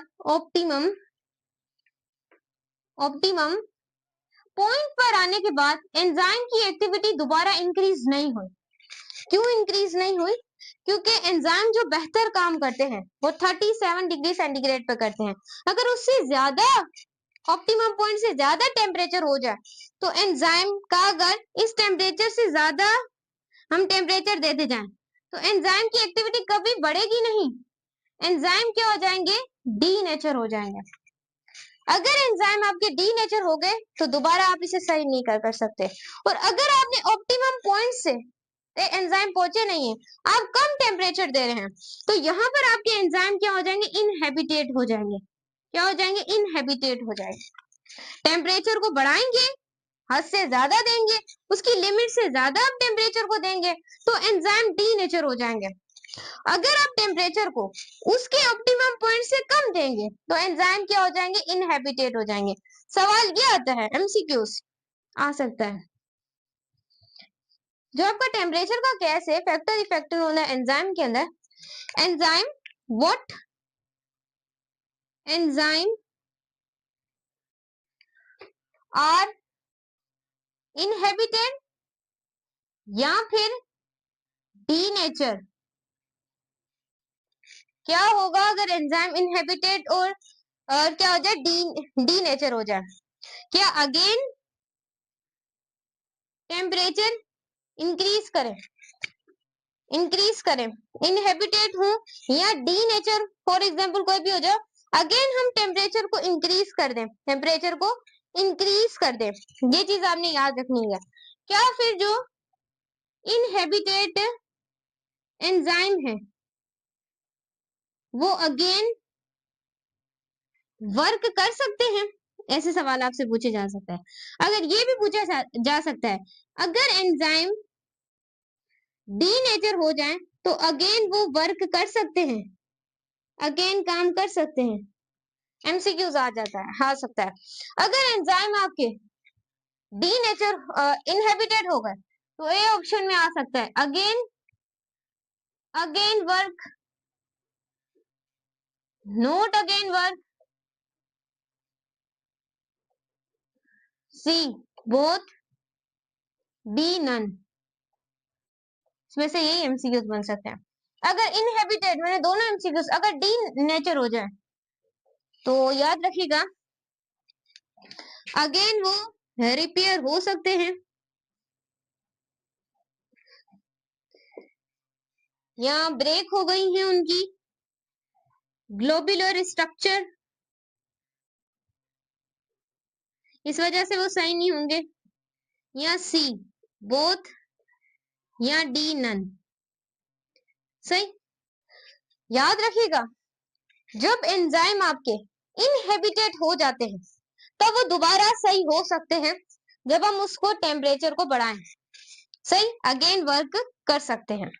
लेकिन अगर अगर मैंने आपसे यही पूछा था सवाल फर्स्ट में कि ऑप्टिमम पॉइंट के बाद वो जितना भी चीज टेम्परेचर को बढ़ाते थे वार्म क्यों नहीं करते, वो इस वजह से नहीं करते, आपको जवाब मिल गया। उसके बाद डी नेचर, डी नेचर से क्या मुराद है, डी नेचर से क्या मुराद है, अगर एंजाइम आपके डी नेचर हो जाते हैं तो वो दोबारा सही नहीं होते। क्यों सही नहीं होते, क्योंकि एंजाइम क्या है, नेचर में प्रोटीनियस ही नेचर रखता है, प्रोटीनियस नेचर है। और प्रोटीन के अंदर क्या पाए जाते हैं, कल वाली वीडियो में बताया था, पेप्टाइड बॉन्ड पाए जाते हैं, पेप्टाइड बॉन्ड पाए जाते हैं। और पेप्टाइड बॉन्ड क्या हो जाते हैं, टेम्परेचर बढ़ने से ब्रेक हो जाते हैं, ब्रेक हो जाता है। डाइसल्फाइड बॉन्ड भी कह देते हैं, डाइसल्फाइड बॉन्ड क्या हो जाता है, ब्रेक हो जाते हैं ऑप्टिमम पॉइंट के बाद टेम्परेचर बढ़ाने से। इसकी वजह से एंजाइम डीनेचर हो जाता है। देखिए मैंने आपको कितनी ज्यादा डिटेल बता दी है। तो देखिए अगर एंजाइम डीनेचर में हो अगेन रिपेयर कभी भी नहीं होंगे। Break globular structure, globular structure break हो जाती है, इस वजह से वो क्या हो जाते हैं, दोबारा कभी भी नहीं चल सकते। इसका option number B is correct. तो ये चीजें हमने याद रखनी है। अगर इनहेबिटेड हो तो एंजाइम अपनी एक्टिविटी को दोबारा कर सकते हैं, अगर डीनेचर हो जाए तो वो नहीं कर सकते, क्योंकि प्रोटीन के अंदर एंजाइम प्रोटीनियस इन नेचर है। Disulphide bond peptide bond break हो जाते हैं, और डाइसल्फाइड बॉन्ड और पेप्टाइड बॉन्ड के ब्रेक होने से याद रखिएगा कॉन्सेप्ट को कि एंजाइम वहां पर क्या हो जाते हैं, डीनेचर हो जाते हैं, वो दोबारा से सही नहीं हो सकते। तो ये चीज आपने क्या करनी है, याद रखनी है। क्लियर है मेरे बच्चे। इसके अलावा आपसे और याद रखिएगा एंजाइम हर 10 ये आपकी बुक के अंदर लिखा हुआ है, एंजाइम हर 10 डिग्री सेंटीग्रेड के बाद अपनी एक्टिविटी को डबल करते हैं। ये आपसे पूछा जा सकता है, एंजाइम हर 10 डिग्री सेंटीग्रेड के बाद अपनी एक्टिविटी को क्या करते हैं, डबल करते हैं। I hope you understand. तो चलें आगे चलते हैं। सो स्टूडेंट्स अब हम पढ़ने वाले हैं सेकंड, जो आप लोगों के पास क्या है, पीएच, जिसे आप पावर ऑफ हाइड्रोजन भी कहते हैं। ये चीज आपने याद रखनी है, एमसीक्यूज पूछा जाता है कि पीएच क्या है। अब जो पीएच है, फॉर एग्जांपल आपके एक्स एक्सिस पर हमने रखी है पीएच और वाई एक्सिस पर हमने रखी है एंजाइम की एक्टिविटी। अब यहाँ पर पीएच है फॉर एग्जांपल 5, यहाँ पर है फॉर एग्जांपल 6, यहाँ पर है 7, यहाँ पर है 10, यहाँ पर है 15। अब यहाँ से हमने क्या किया, पीएच को इंक्रीज किया 0 से, तो इंक्रीज होती होती होती होती पीएच का भी क्या है, एक न्यूट्रल पॉइंट है। न्यूट्रल पॉइंट के बाद वो भी इंक्रीज नहीं करती है अपनी एक्टिविटी को, क्योंकि 7 उसका क्या है, न्यूट्रल पॉइंट है।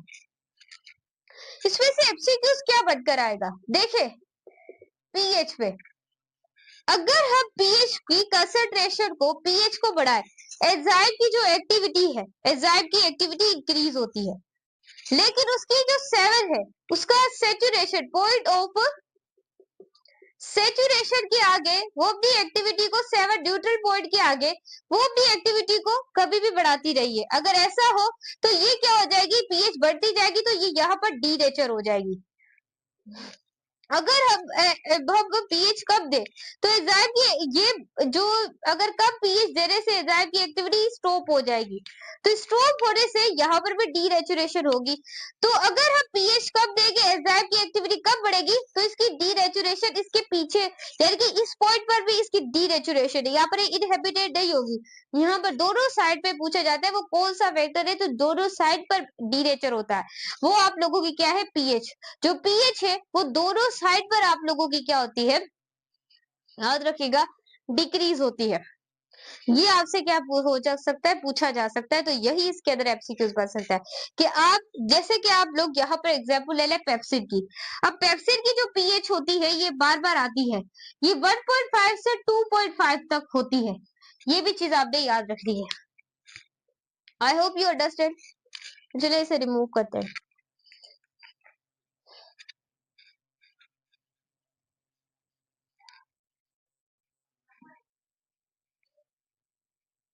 सो स्टूडेंट्स अब हम थर्ड पढ़ने वाले हैं, concentration of substance. Concentration of substance को पढ़ने वाले हैं। अब यहाँ पर स्टूडेंट देखें, यहाँ पर क्या है, कंसंट्रेशन ऑफ सब्सटेंस है, यहाँ पर क्या है, एंजाइम की एक्टिविटी है। ये 0 है, ये 10 है, ये 20 है, ये 50 है, ये 100 है, 150, 200। राइट। अब 0 से हमने क्या किया, सब्सट्रेट को बढ़ाना स्टार्ट किया, तो एंजाइम की एक्टिविटी बढ़ती गई। फिर एक पॉइंट पर आकर देखें, सब्सट्रेट को हमने इंक्रीज किया, तो एंजाइम की एक्टिविटी भी क्या हो रही थी, इंक्रीज हो रही थी। फिर एक ऑप्टिमम पॉइंट के ऊपर आकर हम जितने भी सब्सट्रेट दे लें, वो अपनी एक्टिविटी को इंक्रीज क्यों नहीं करता, एंजाइम की एक्टिविटी। ये सवाल आ सकता है ना, इस वजह से नहीं करता क्योंकि ऑल जो एक्टिव साइट है एंजाइम की वो ऑक्यूपाई हो गई है, और ऑक्यूपाई होने की वजह से जितने भी हम सबस्ट्रेट देते जाए, एंजाइम अपनी एक्टिविटी को इंक्रीज नहीं करेगा, क्योंकि इसकी सारी जो एक्टिव साइट है वो ऑक्यूपाई हो चुकी हैं, फिल हो चुकी हैं। इस वजह से वो अपने पॉइंट ऑफ सेचुरेशन के आगे, पॉइंट ऑफ सेचुरेशन के आगे नहीं बढ़ाएगा अपनी एक्टिविटी को, क्योंकि पॉइंट ऑफ सेचुरेशन एक ऐसा पॉइंट होता है, एक ऐसा पॉइंट होता है जिसके आगे जितने भी सबस्ट्रेट देते जाएं, एंजाइम अपनी एक्टिविटी को इंक्रीज क्यों नहीं करेगा, क्योंकि उसकी सारी एक्टिव साइट क्या हो चुकी हैं, ऑक्यूपाई हो चुकी हैं। यहां से जितनी भी एक्टिविटी आप बढ़ा लें, वो आगे रिएक्शन को स्पीड अप नहीं करेगा, एक्टिविटी नहीं बढ़ेगी, क्योंकि वो उसका पॉइंट ऑफ सेचुरेशन है। अगर उस सारी एक्टिव साइट उसकी क्या हो गई है, ऑक्यूपाई हो चुकी हैं, इसके आगे एंजाइम अपनी एक्टिविटी को नहीं बढ़ा सकता, आप जो भी कर ले। सो स्टूडेंट्स अब हम बढ़ने वाले हैं टाइप्स ऑफ एंजाइम को, टाइप्स ऑफ एंजाइम। तो स्टूडेंट्स आपने क्या करना है, याद रखना है, आप टाइप्स ऑफ एंजाइम को पढ़े हैं, ये बहुत ज्यादा इंपॉर्टेंट है, इसमें से काफी सवाल बन सकते हैं, तो बहुत इंपॉर्टेंट टॉपिक है। तो लाइक सब्सक्राइब और वीडियो को शेयर लाजमी कीजिएगा। पीएमडीसी के सिलेबस के अंदर ये इंक्लूडेड टॉपिक्स हैं जो मैं पढ़ा रही हूँ। चले, अब फर्स्ट जो एंजाइम है वो आप लोगों के पास है हाइड्रोलेस। हाइड्रोलेस एंजाइम है। अब हाइड्रोलेस क्या करता है, परफॉर्म करता है हाइड्रोलाइसिस। क्या परफॉर्म करता है, हाइड्रोलाइसिस परफॉर्म करता है, हाइड्रोलाइसिस। अब हाइड्रोलाइसिस क्या होती है, क्यों परफॉर्म करता है, मैंने आपको कल वाली वीडियो में बताया था, जब लार्जर जो मॉलिक्यूल हैं वो क्या हो, ब्रेक हो स्मॉलर मॉलिक्यूल में, स्मॉलर मॉलिक्यूल में, तो आप सिंपलीफाई उसे क्या बोलते हैं, और एडिशन ऑफ वाटर, वाटर की एडिशन में उसे सिंपलीफाई आप हाइड्रोलाइसिस बोलते हैं। और ये ऐसे एंजाइम होते हैं जो कि हाइड्रोलाइसिस को परफॉर्म करते हैं। इसकी एग्जांपल हमारे पास आ जाती है स्टार्च। स्टार्च कन्वर्ट होता है, जैसे कि आप लोगों के पास स्टार्च होता है, वो इसकी क्या होती है, बेस्ट एग्जांपल होती है। लेकिन हम अमाइलेज, अमाइलेज क्या होता है, जैसे कन्वर्ट होता है स्टार्च में, फिर स्टार्च को कन्वर्ट कर देता है माल्टोज में। सही, ये चीज आपने याद रखनी है। उसके बाद नेक्स्ट आप लोगों के पास जो टाइप का एंजाइम होता है वो होता है लिगेस। अब जो लिगेस होता है ये परफॉर्म करता है कंडेंसिएशन को, इट परफॉर्म द कंडेंसिएशन। अब कंडेंसिएशन जो है वो भी बहुत इंपॉर्टेंट कॉन्सेप्ट है जो कि आपको पता होना चाहिए। बहुत ज्यादा इंपॉर्टेंट कॉन्सेप्ट है। कंडेंसेशन क्या होते हैं? स्मॉलर मॉलिक्यूल कंबाइन हो और एक लार्जर मॉलिक्यूल बनाए, उसके अंदर वाटर रिमूव हो जाता है और हाइड्रोलाइसिस के अंदर ऐड हो जाता है। इसकी एग्जांपल आप ले सकते हैं डीएनए लिगेज और आरएनए लिगेज। सही, अभी एंजाइम इनहिबिशन रहता है।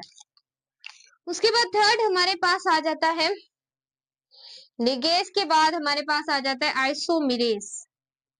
आइसोमेरेज, आइसोमेरेज बच्चों जो वो मॉलिक्यूल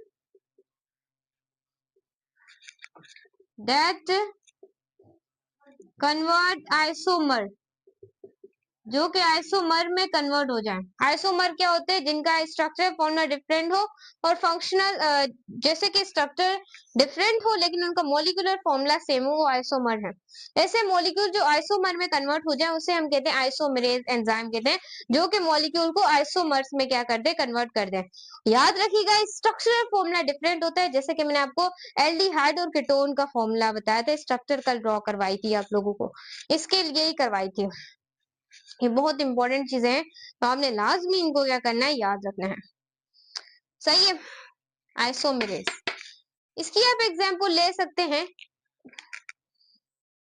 इसकी एग्जांपल मैं आप लोगों के ऊपर छोड़ रही हूँ क्योंकि इसकी एग्जांपल पढ़ना बहुत इंपॉर्टेंट है। अगर मैंने 5-6 बता दी ना तो आप लोग कभी दूसरी एग्जाम्पल्स नहीं पढ़ेंगे। इसकी 10 एग्जाम्पल निकाल के मेरे व्हाट्सएप चैनल टीच दुआ पर आपने मुझे सेंड करनी है, तभी मुझे पता लगेगा कि मेरे बच्चे मेरे साथ है, मैं इनके लिए अच्छी सही मेहनत कर रही हूँ। ये आपने निकालनी है। उसके बाद फोर्थ हमारे पास है लिएस। ये आपका आ सकता है। अब ये जो लायस है, लायस जो हमारे पास एंजाइम है, ये क्या करता है? ये विदाउट हाइड्रोलाइसिस ये क्या होता है? ब्रेक हो जाते हैं। इनको हाइड्रोलाइसिस की कोई जरूरत नहीं होती, यानी कि यहाँ पर लार्जर मॉलिक्यूल स्मॉलर मॉलिक्यूल में ब्रेक नहीं होते और वाटर को एडिशन नहीं करवाते, ये हाइड्रोलाइसिस के बिना ही टूट जाते हैं। ये चीज आपने क्या करनी है? याद रखनी है। जैसे कि हमारे पास हो गए, ये एग्जांपल बड़ी बार आती है, पायरावेट काइनेस। पायरावेट, पायरावेट देखे ना, पायरावेट काइनेस। सही, ये चीज आपने याद रखनी है। उसके बाद अगर आगे मैम चलना चाहें तो क्या करें? हम आगे चलते हैं, हम पढ़ते हैं। ये हमने पढ़ा on the basis of reaction, पढ़ा on the basis of reaction, हमने इसको क्या किया? डिस्कस किया। अब हम on the basis of substrate को डिस्कस करते हैं, तो चलिए इसको मिटाते हैं।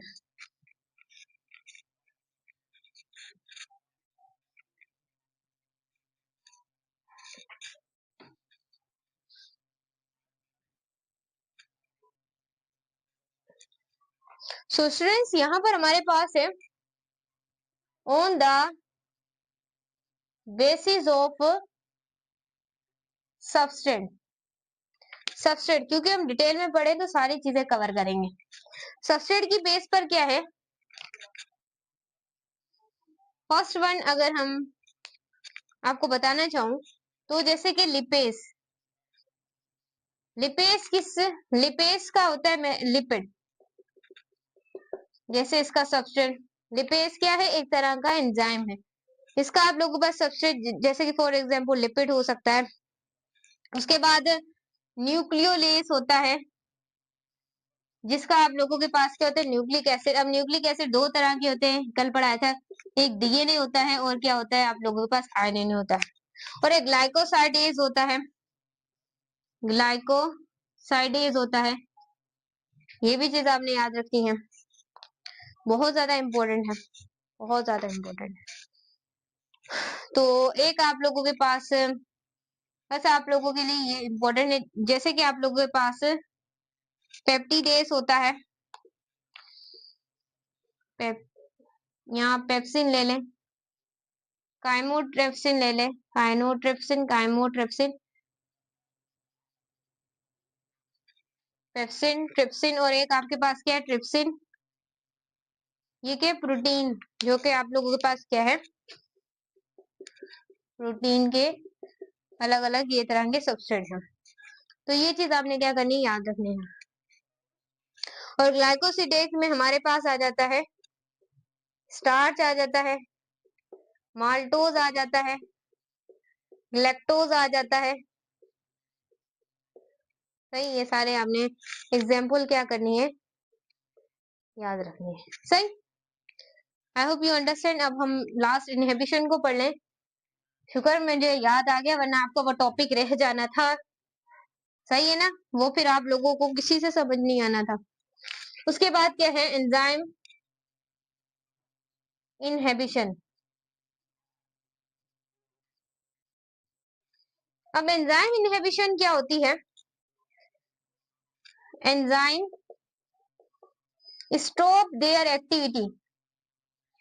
सो समझे, एंजाइम इनहिबिशन को पढ़ने वाले ही आपका पीएमडीसी के अकॉर्डिंग बहुत ज्यादा इंपॉर्टेंट टॉपिक है। मैं बार बार बता रही हूँ, तो ये बहुत ज्यादा इंपॉर्टेंट है। तो लाइक, सब्सक्राइब और वीडियो को शेयर लाजमी करना है हम लोग। एंजाइम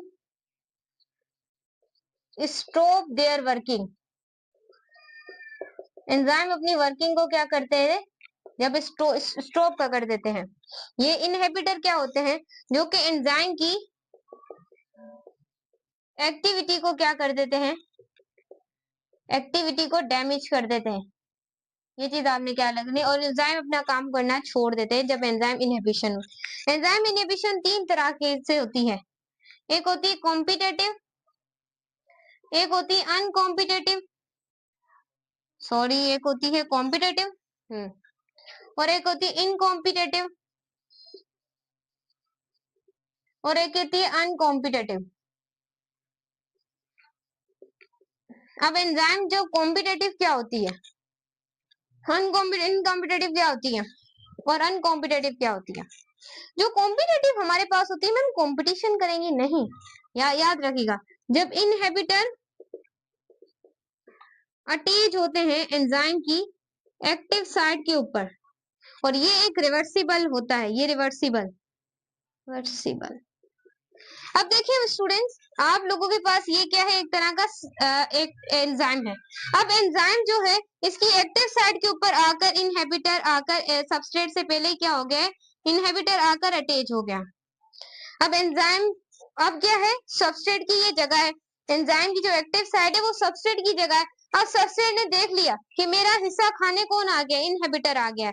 अब वो क्या बुलाएगा, जैसे कि फॉर एग्जांपल यहाँ पर सबस्ट्रेट क्या है, बादशाह है, उसकी जगह है, उसका हिस्सा है, तो तू कैसे खाएगा साले।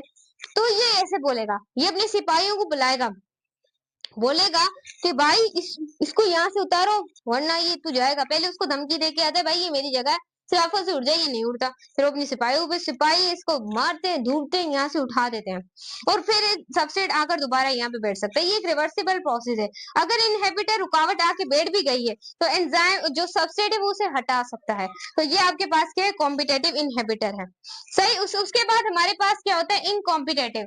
इनकॉम्पिटेटिव का मतलब होता है कि इनहिबिटर जो है, जो आपके पास इनहिबिटर है, वो क्या करते हैं, याद रखिएगा, वो अटैच होते हैं। वो अटैच होते हैं कहां पर, अटैच होते हैं एंजाइम की एलोस्टेरिक साइट के ऊपर। एलोस्टेरिक जो साइट होती है एंजाइम की, वहां पर आके क्या होते हैं, अटैच होते हैं।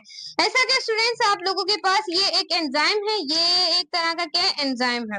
अब इस एंजाइम की जो एलोस्टेरिक साइट है, यहाँ पर आकर क्या होंगे, इनहिबिटर यहाँ पर आके अटैच हो जाएंगे, और ये क्या है, इरिवर्सिबल प्रोसेस है। दोबारा से यहाँ पर जो है वो यहाँ पर ये इसको सही नहीं कर सकते। एक बार अटैच हो गए तो दोबारा नहीं उतरेंगे, यहाँ पर कोई सिपाही नहीं आएंगे।